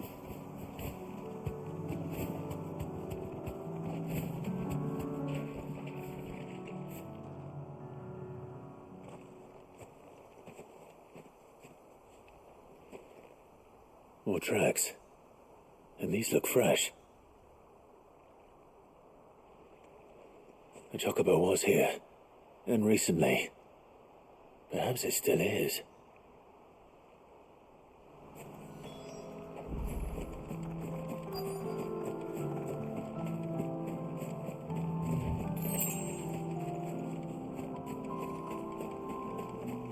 I don't hear anything. Well, I'll be damned.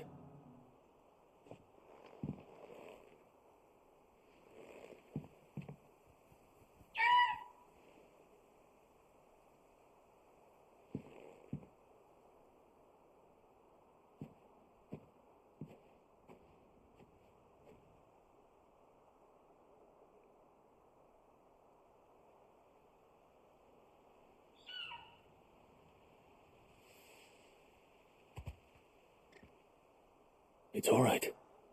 I'm not going to hurt you. Just borrowing a feather for my friend.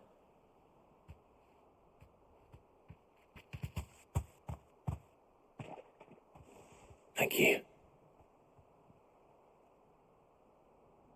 Let's get this back to Gav before they change their minds.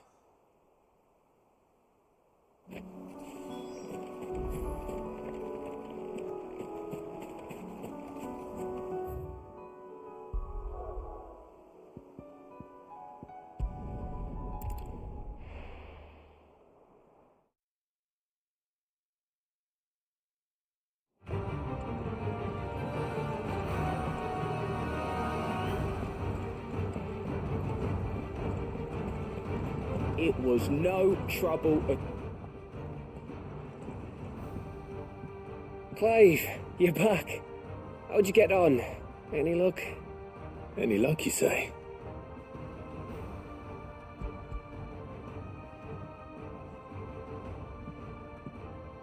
Crystals crack. Is this what I think it is? Where in the hell did you find it? It's a long story.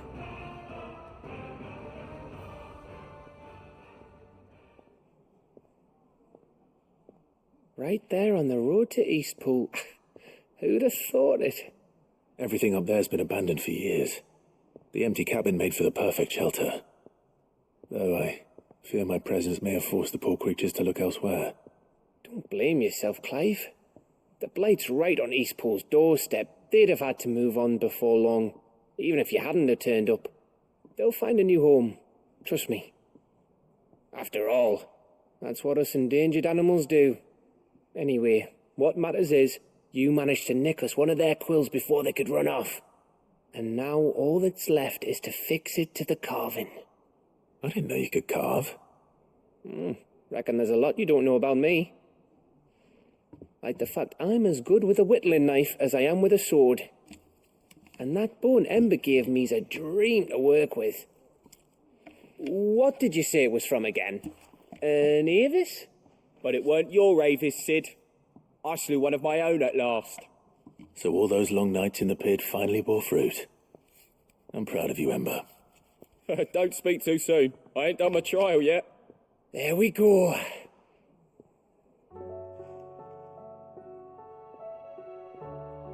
What do you think? I think if you ever hang up your scouting cap, you'll be able to make an honest living. Oh, will I? I should go and see if Ed is awake. Give it my best. You can give it to yourself. Come on.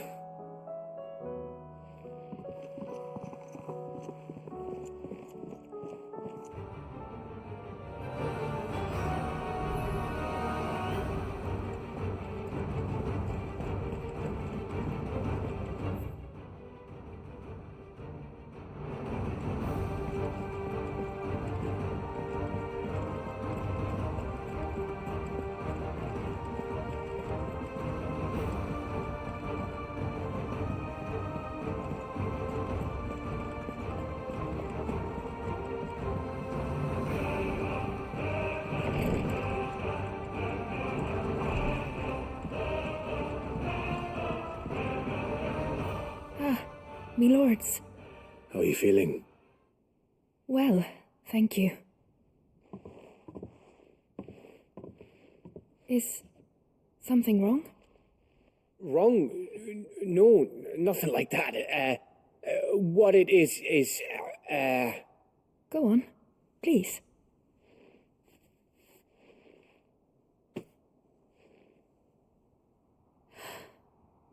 It's beautiful. Did you make it? We did. Aye. It's from all of us here at the Hideaway. Your new family, like. It's a good luck charm. We may come up north when a band's on the way. I mean a baby. To let him know that they're part of the family too. Oh, I hope you like it. I don't know what to say. I thank you, me lords, for everything. If there's anything you need, just let us know. I will. Clive, fancy a swift off? I'm thirsty. I could be convinced.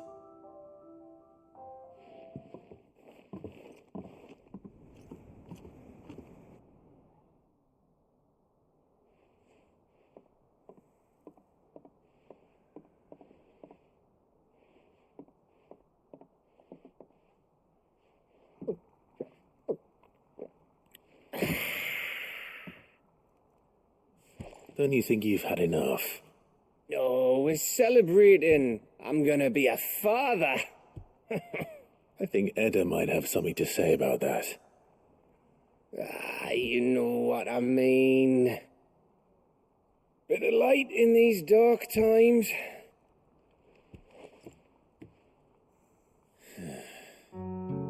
Wasn't long after me 10th name day. My mum told us she was with child again. I was over the fucking moon. I was looking forward to having a little one to lord it over, what with me being the runt of the litter. Thought I'd finally have a chance to prove to the world that I could be a big brother. Imperials came the day she went into labour. Had myself a baby sister, and then I didn't. My whole family gone in a blink, while I hid in the cellar like the spineless little arsehole I was. Great brother I turned out to be.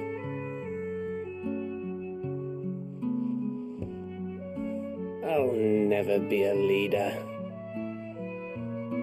And I'll never be a hero. I'm just a daft little dog who comes running when his master calls. I'll never be like you, or Sid, or Jill, or even Torgal. Have you finished? Maybe.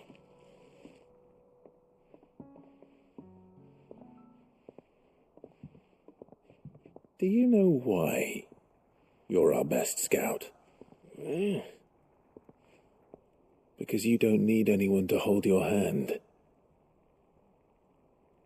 Without your resourcefulness, your courage, your determination, I don't know where we'd be. Maybe hanging off a cliff like, That was only the once. Exactly. You learn from it. And here you are after Founder knows how many missions, stronger for everyone. And let's not forget Rosalith. Who was it who freed me from the dungeon? Who was it who ran to Jill's rescue? That would be me. Because you're our brother, Gav. My brother.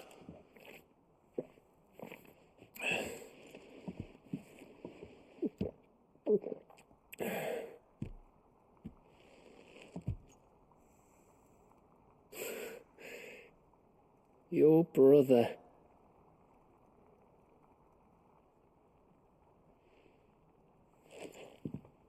Which means that when the time comes, I get your room and your sword.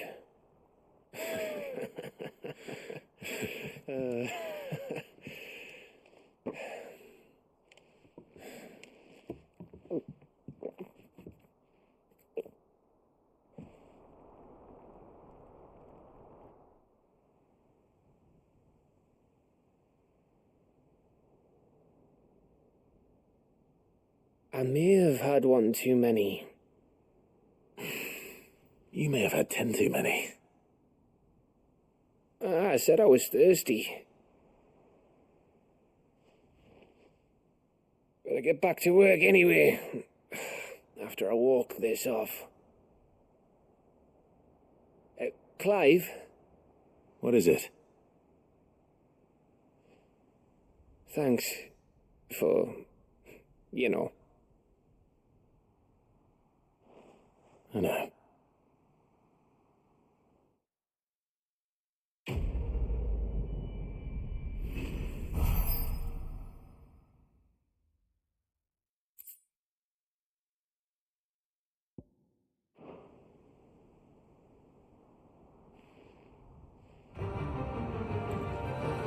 Do you think they'll come back?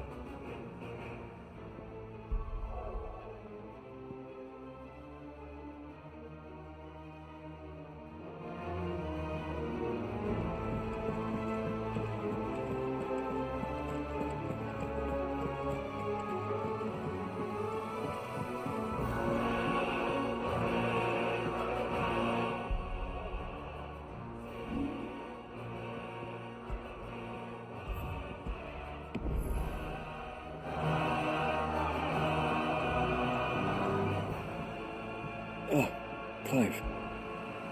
Joshua, what's wrong? And don't say nothing. It's not nothing. I've received word from Cyril. The Undying have found Father's will, or something akin to it. His will? How? Where? In the crypt beneath Rosalith Castle. After Kupka was kind enough to drive out the Imperials, The Undying took the opportunity to recover what relics of the duchy yet remained. And in the process of doing so, they found a letter from Father. I'm surprised anything survived down there. Cyril asked that I join him in Tabor at my convenience. I have been meaning to go, but would you join me? Of course. I want to know what's in that letter as much as you do. Very well. I am ready to leave when you are.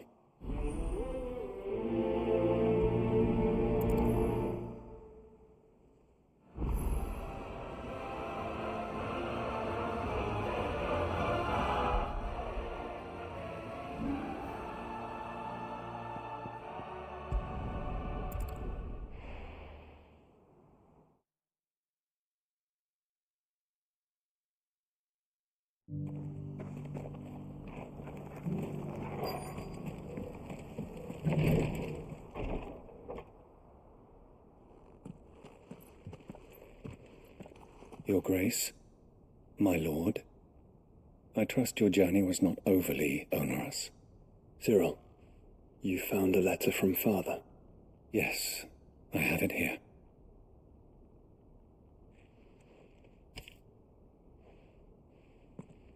If you would do us the honor, my lord.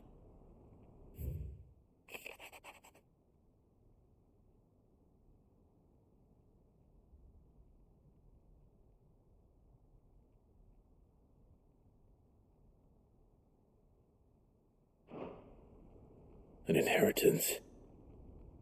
It would seem the late Archduke penned this missive shortly before his passing. The day before we left for Phoenix Gate. What are these plans he spoke of? His plans for the duchy, Your Grace. Your father entrusted them to my predecessor, the former bearer of the Burning Quill, who entrusted them in turn to me. The complete emancipation of bearers is their stated aim. But your father's dream did not end there. His Grace also spoke of building hospices to care for those stricken by the curse, and the founding of a new university to further the development of non-magical technologies. With the blight spreading ever more widely across the twins, Archduke Elwyn saw this as the only means of securing Rosaria's survival. He wished to see men and bearers treated as equals. To see centuries of common wisdom overturned. Small wonder he did not think it achievable within his lifetime. But he thought it achievable nonetheless. Had he not, he would never have written this message. Nor would he have entrusted his vision to his most faithful aides, those who would have stood with you, shielded you from the machinations of the less benevolent personages at court. It's a pity only they are still with us. 'Tis true that those most loyal to your father were the first to suffer the Duchess's wrath. But one at least remains, and she has come bearing gifts. What do you mean? Mayhap it is better that she explain, my lord. After all, the duties entrusted to me by my predecessor extended only to recovering His Grace's will and arranging a meeting with the one who might execute it, or a part of it at least. And where is this woman? She awaits you in the archive, Your Grace. Thank you, Cyril.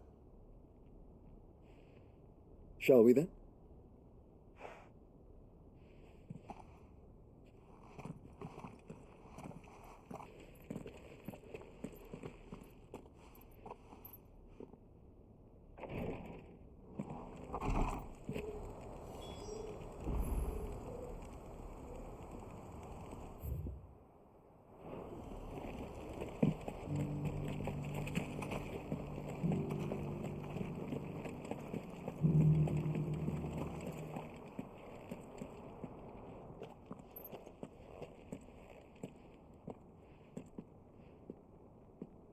My lord, your grace. I hardly recognize you.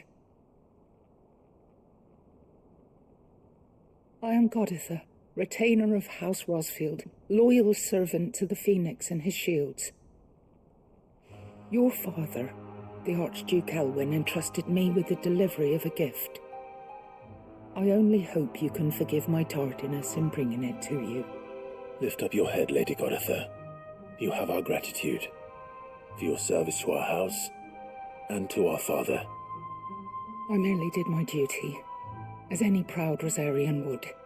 My lady, perhaps you could explain a little more. What exactly is the gift you bring? As I'm sure you know, it has long been the custom for the children of House Rosfield to be presented with certain keepsakes upon their coming of age. Indeed it has. Our father often spoke of the day when our turn would come. And had he lived to see it, he would have presented you with the treasures I bear. Matching armbands for you both. Alas, he did not live. Indeed, he was taken from us even before they could be completed. He had intended to claim the Heartstone with which each armband was to be finished himself, but it was not to be. And his gifts remain incomplete. I see. It saddens me to bring them before you, as they are. It was your father's wish that you be presented with the finished articles, not these, works in progress. But with his grace long since gone, and the stone left unclaimed, I had little choice. You are grown men now, and his house is yours. And while I would not presume to insist upon your claiming the Heartstone in his stead, I know that nothing would have pleased him more than for you to do so. Thank you, Lady Goditha. What say you, Clive?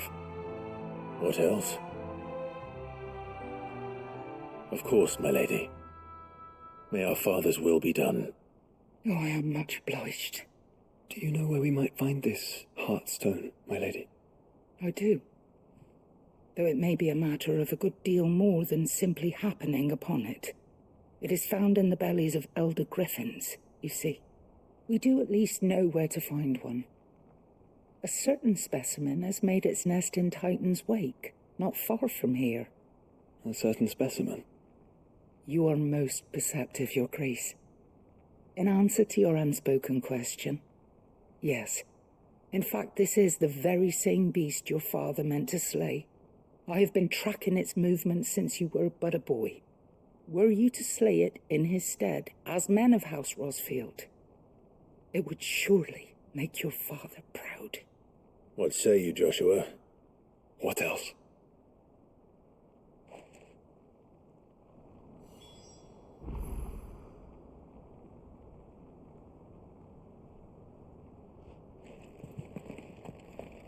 Titan's Wake is to the south of here.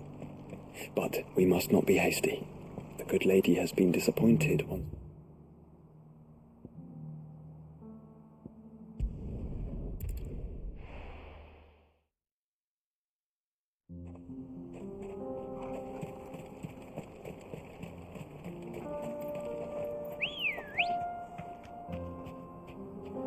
Good girl.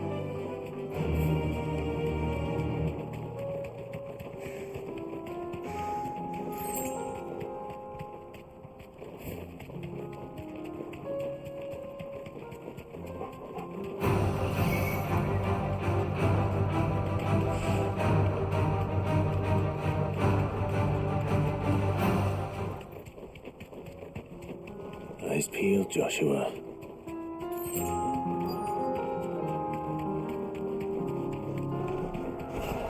There it is. For House Rosfield.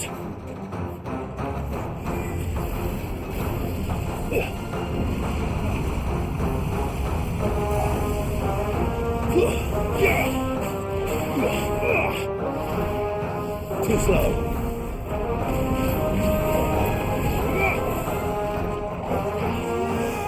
Let's try.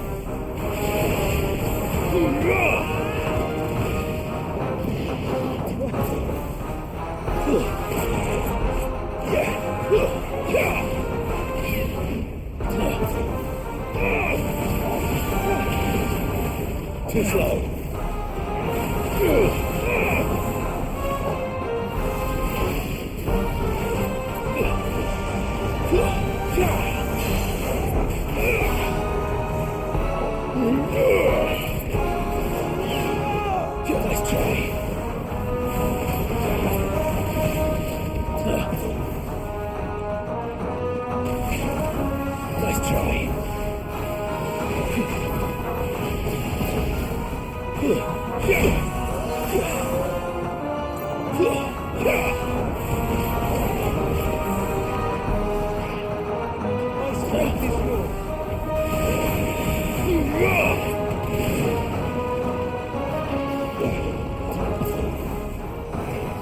Too slow.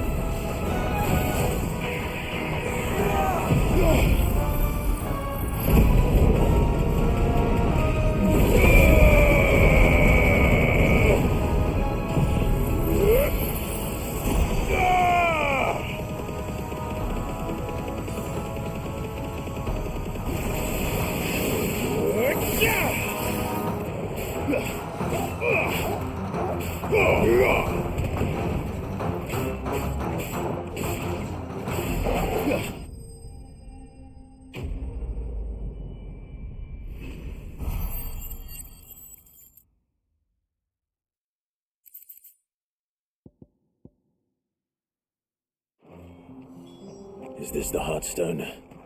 I expect Lady Goditha will know.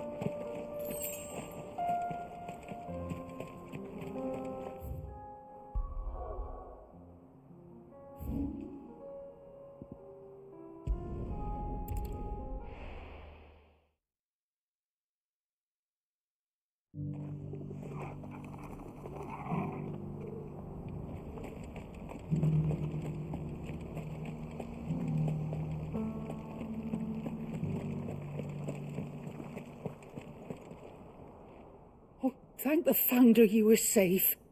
The Griffin is slain then? And the Heartstone claimed.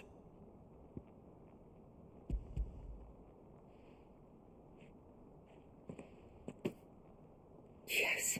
This radiant luster, like frozen flame, it is just as your father described it. Thank you, my lord.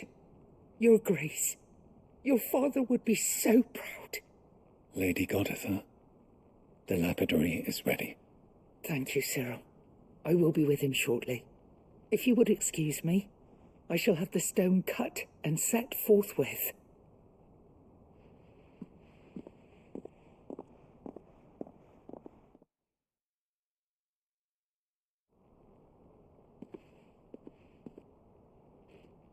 The armbands are complete. Pray, take them. They are yours, after all. Heartstone is harder and more enduring than garnet, or even ruby. It symbolizes unwavering will and devotion, and the graven vines encircling the stone represent the unbreakable bonds between you. It's a message. Father knew we had enemies both inside and outside the duchy. Enemies who would thwart his vision. Only with unwavering devotion would it ever be realized. And only if we stood together, as Phoenix and Shield, as brothers in arms, only then might those enemies be overcome. Indeed. His Grace knew the enormity of the task he would entrust to you, his heirs. But this was more than just a message. It was a promise. That he would always be with you. Thank you, Lady Goditha, for remaining the steadfast custodian of our father's will. Forgive me, my lady, but there is something I don't quite understand. The Undying told me that after Father died, Mother claimed all of the ducal treasures for her own. Even if the armbands were incomplete, she would surely not have overlooked them. So, how were you able to keep them from her? Because I was the keeper of the vault. Though I was but a lowly servant, your father spoke to me of his intentions for the bands, of the deep love he had for both of you, and his hopes for your future. In the days before the disaster at Phoenix Gate, I discovered that the Duchess had ordered her jewellery be sent away from the castle. It was then that I knew she meant to betray us. I tried to warn your father, but it was too late. When word of the fire reached Rosalith, I knew my time was short. So I took up the armbands and I fled into the night. And thank the Founder you did. Yet my duty to your father was incomplete. Not knowing what else to do, I followed the Griffin, thinking I might claim the Heartstone on its passing. And so my pursuit continued, until Lord Cyril appeared before me. He informed me that his Grace's will had been recovered, and that his sons were alive and well. Lady Goditha, on behalf of my father and all the people of Rosaria, I thank you for your loyal service. As do I. Thank you, my lord. Your Grace, for coming back to us, for giving my service meaning.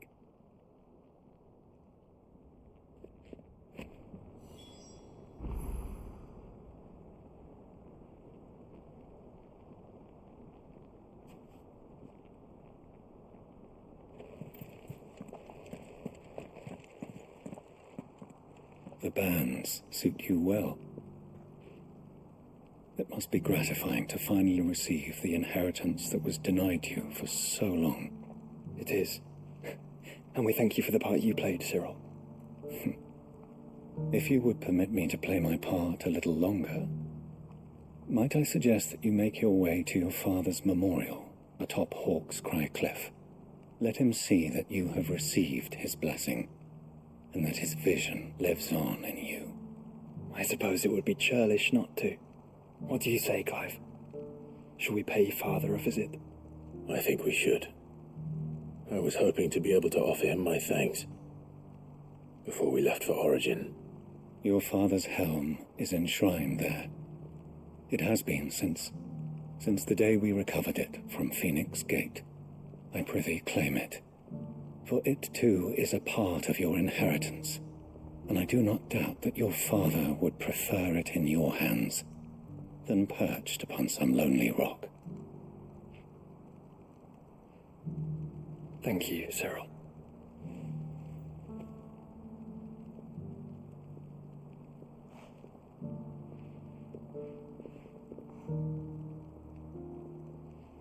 Come on, Clive. He's waiting.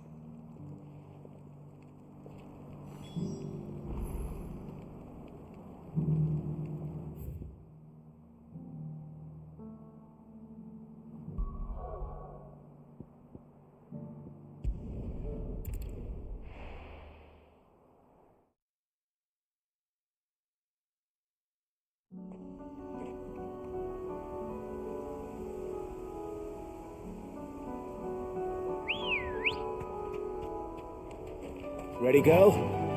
Yeah! Unwavering will and an unbreakable bond. Do you really think we're strong enough? To save the world? Of course. To have overcome Father's political enemies? Of that I'm less certain. Especially knowing what we know now. What Mother was truly capable of. But perhaps these bands would have helped. Knowing he was with us would have made all the difference.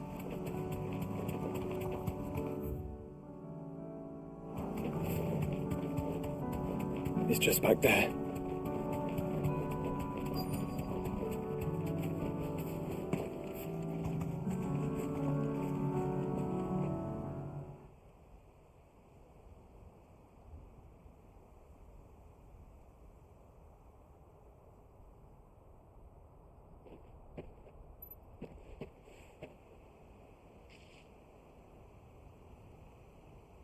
Father always fought for what he believed was right. It wasn't until that night at Phoenix Gate that I realized I had never fought for anything. I always had someone else to do the fighting for me.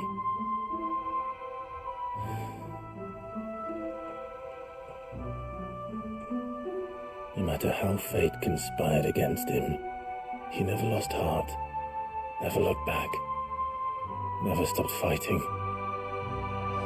To me, he was the greatest of men. I've been trying to live up to his ideals ever since.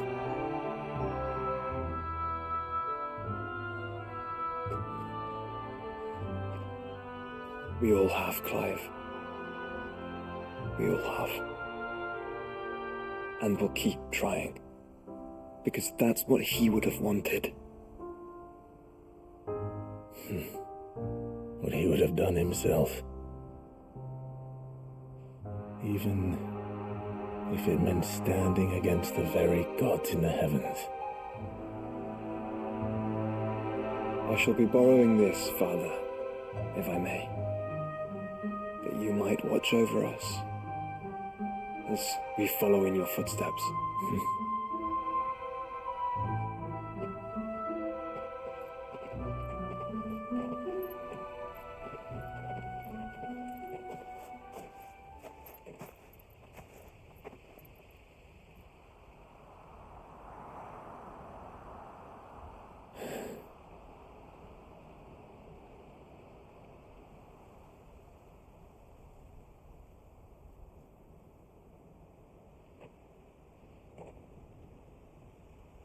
We won't lay you down.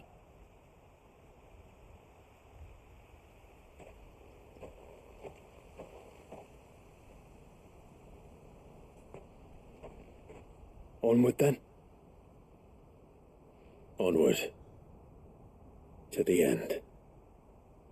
And to a new beginning.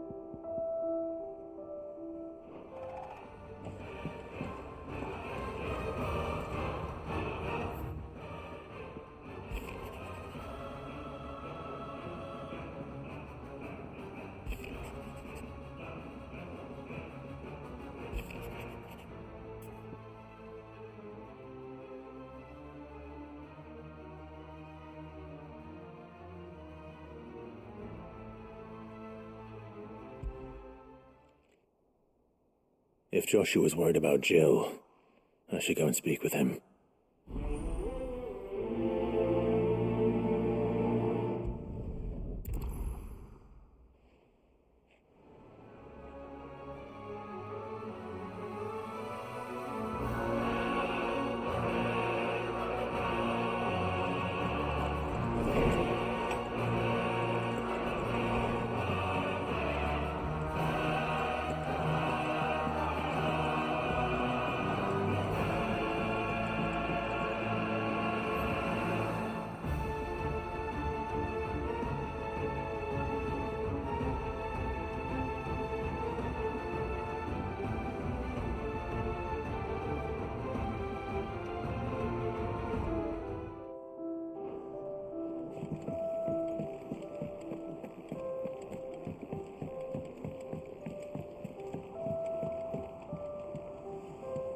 Joshua, I read your message.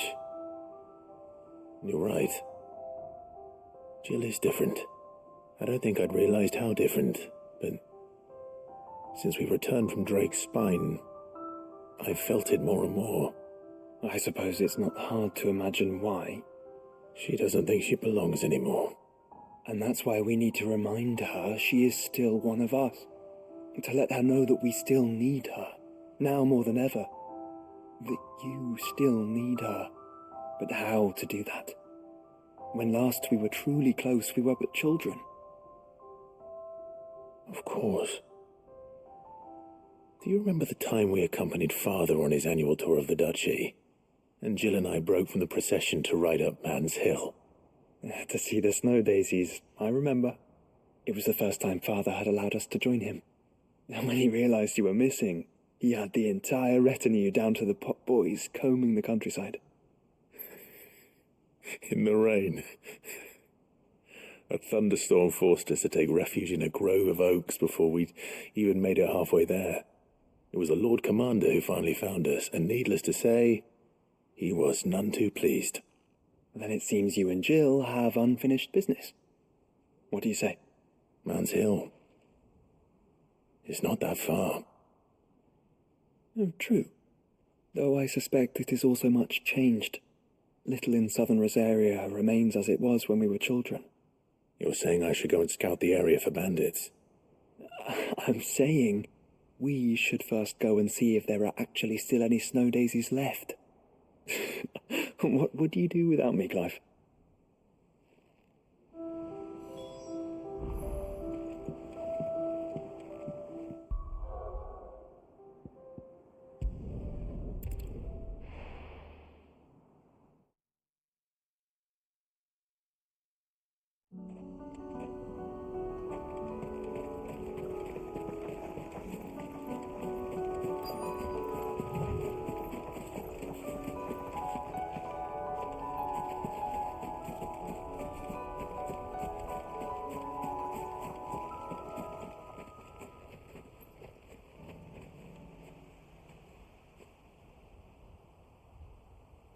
This is the place, but... I'm sorry, Clive.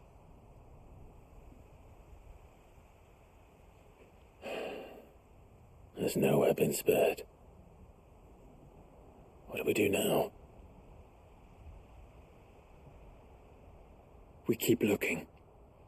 Man's Hill cannot be the only place where snow daisies grow. Perhaps, but it's the only place I know of. Knew of. Then why not ask someone who might know of another? Someone in the backyard. To the hideaway, then.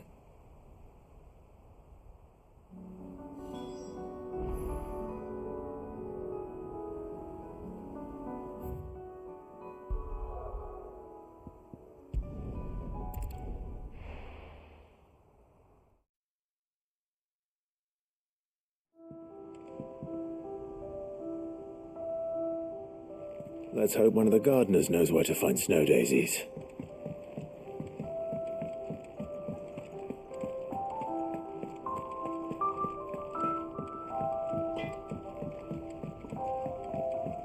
Say what you will, Lady Karen has seen her...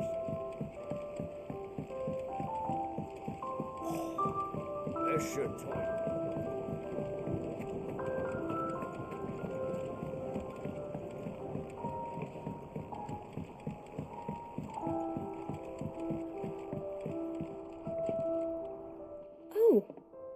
What brings you down from the heavens, Sid? I need your advice. Joshua and I are looking for a place where snow daisies grow. Preferably in abundance. Snow daisies. Then you'll want somewhere not too hot and not too cold. And where the winds are strong enough to carry the seeds. I reckon Man's Hill would be a good place to start. There in the Royal Meadows, perhaps? Both have similar climbs and the right elevation. If the Blight hasn't claimed them yet. Right. Thank you. Did you learn where we might find our flowers? The gardener here mentioned the Royal Meadows in Sambrek. The fields beyond Northreach. Well, if that's the case, then Yote was right. I recalled that she kept the record of our travels, you see. So I asked her if she'd perhaps noted anywhere that snow daisies grew, and she mentioned Oilafeist Bay. Whose shores border the meadows.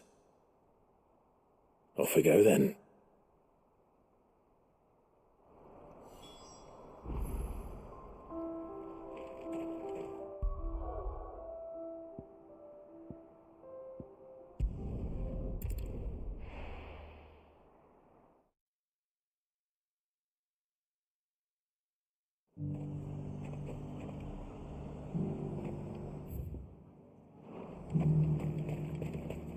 And how might I help the garrison today?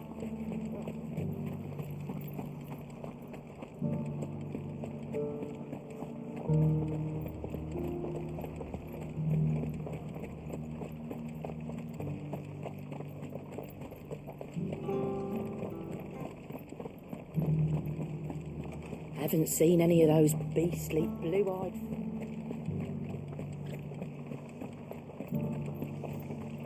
Do be careful.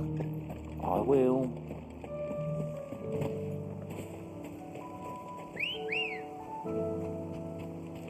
Ready, girl? Run like the wind.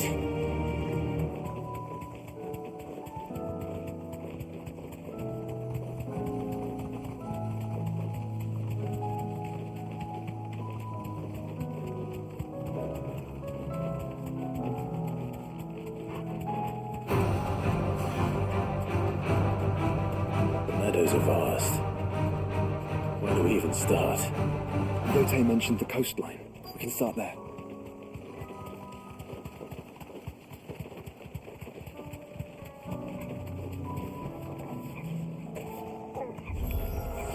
Look, brother. You see them? I do. The flowers and our friends.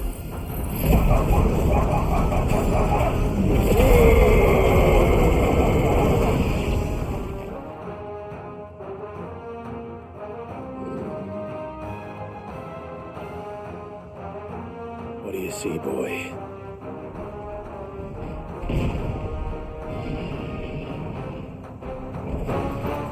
Let's hope this is the last one. Only one way to find out.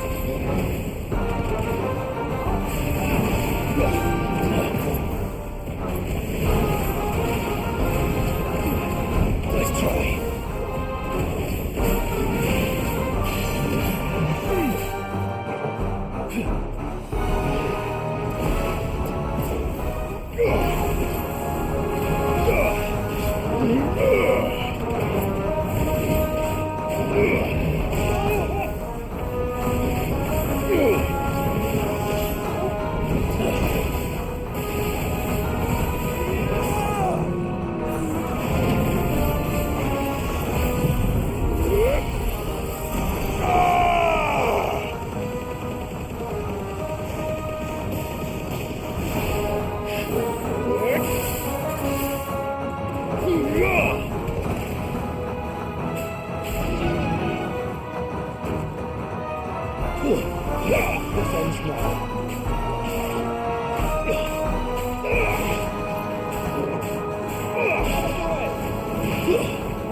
Stay down!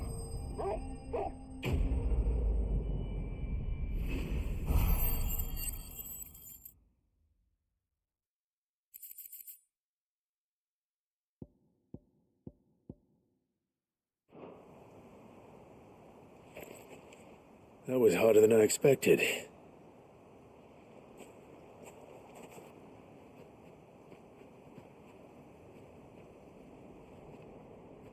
But found her. It was worth it. They're beautiful. Do you think Jill will like them? She'll love them. Come on. Let's go.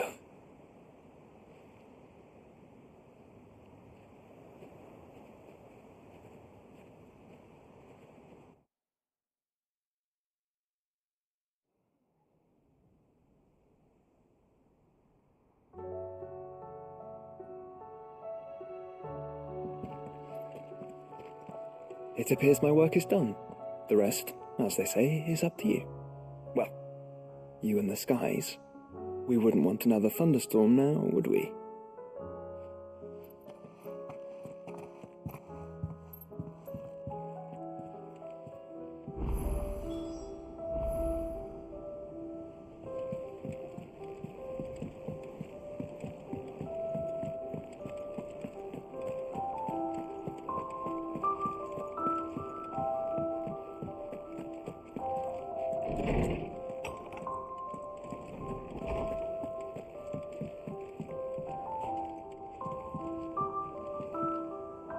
Jill, there's something I'd like to show you. There is? And where might this something be? It's, not here. Now, I know this is sudden, but how would you fancy a trip to Oriflamme?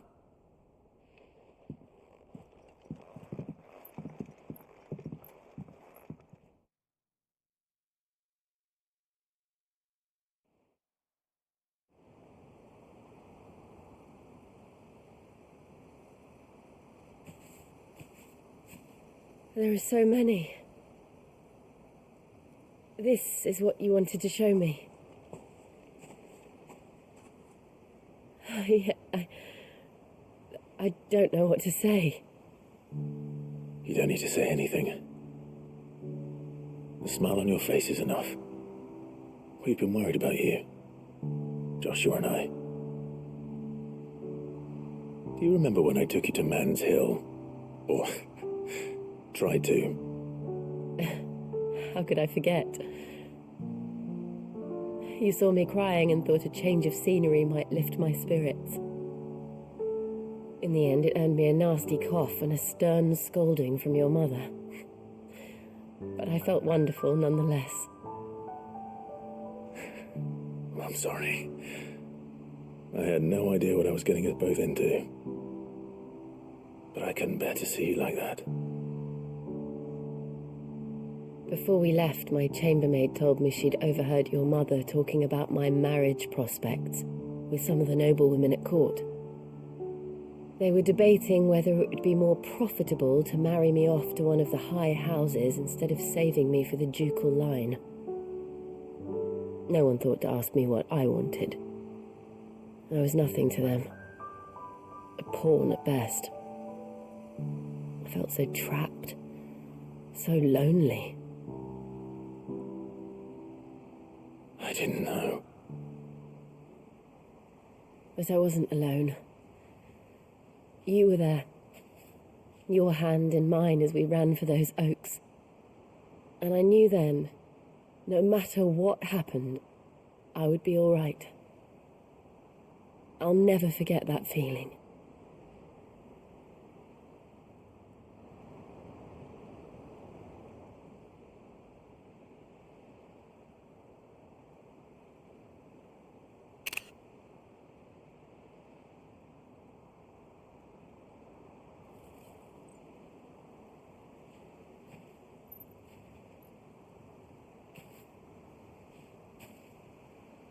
Before we broke camp, the morning after the storm, do you know what I did? No? What? I slipped away from my governess to climb the tor. And from there I saw a sea of petals, all reaching for the sun. And I realized that no matter how terrible the night, dawn would always come.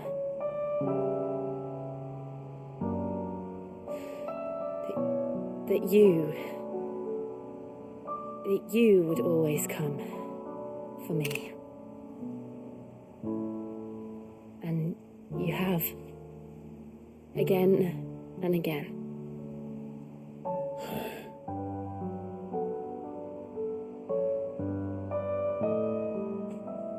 Where do you see us?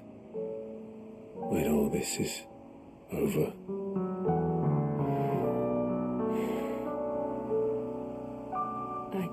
Don't know.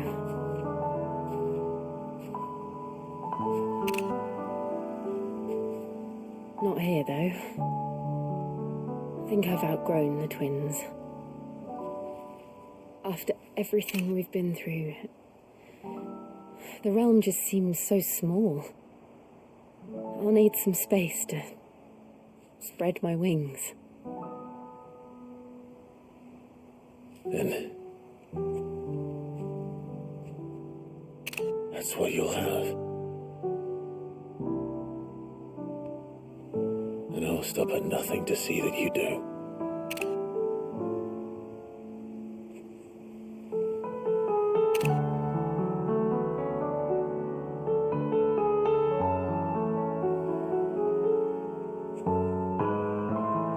I never was much good at garlands, but it'll have to do.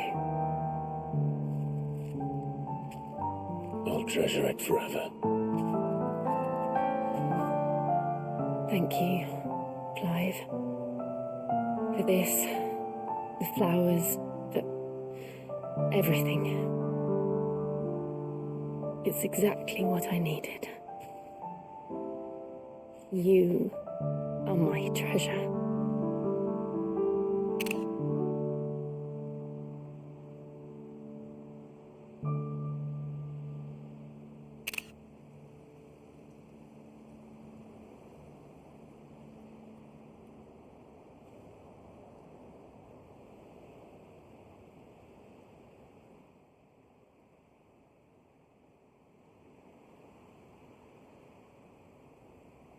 We should probably be getting back. I expect the others are wondering where we are. You're right. There's still much to do. And we'll do it together.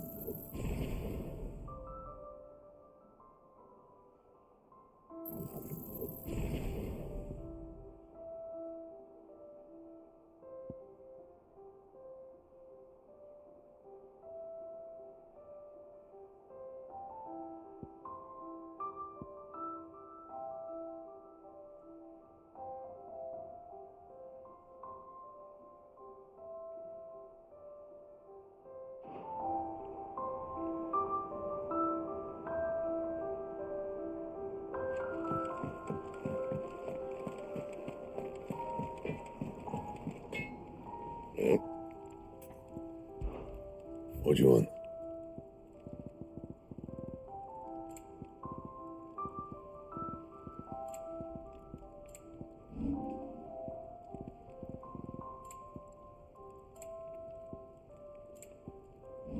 That it? Fine.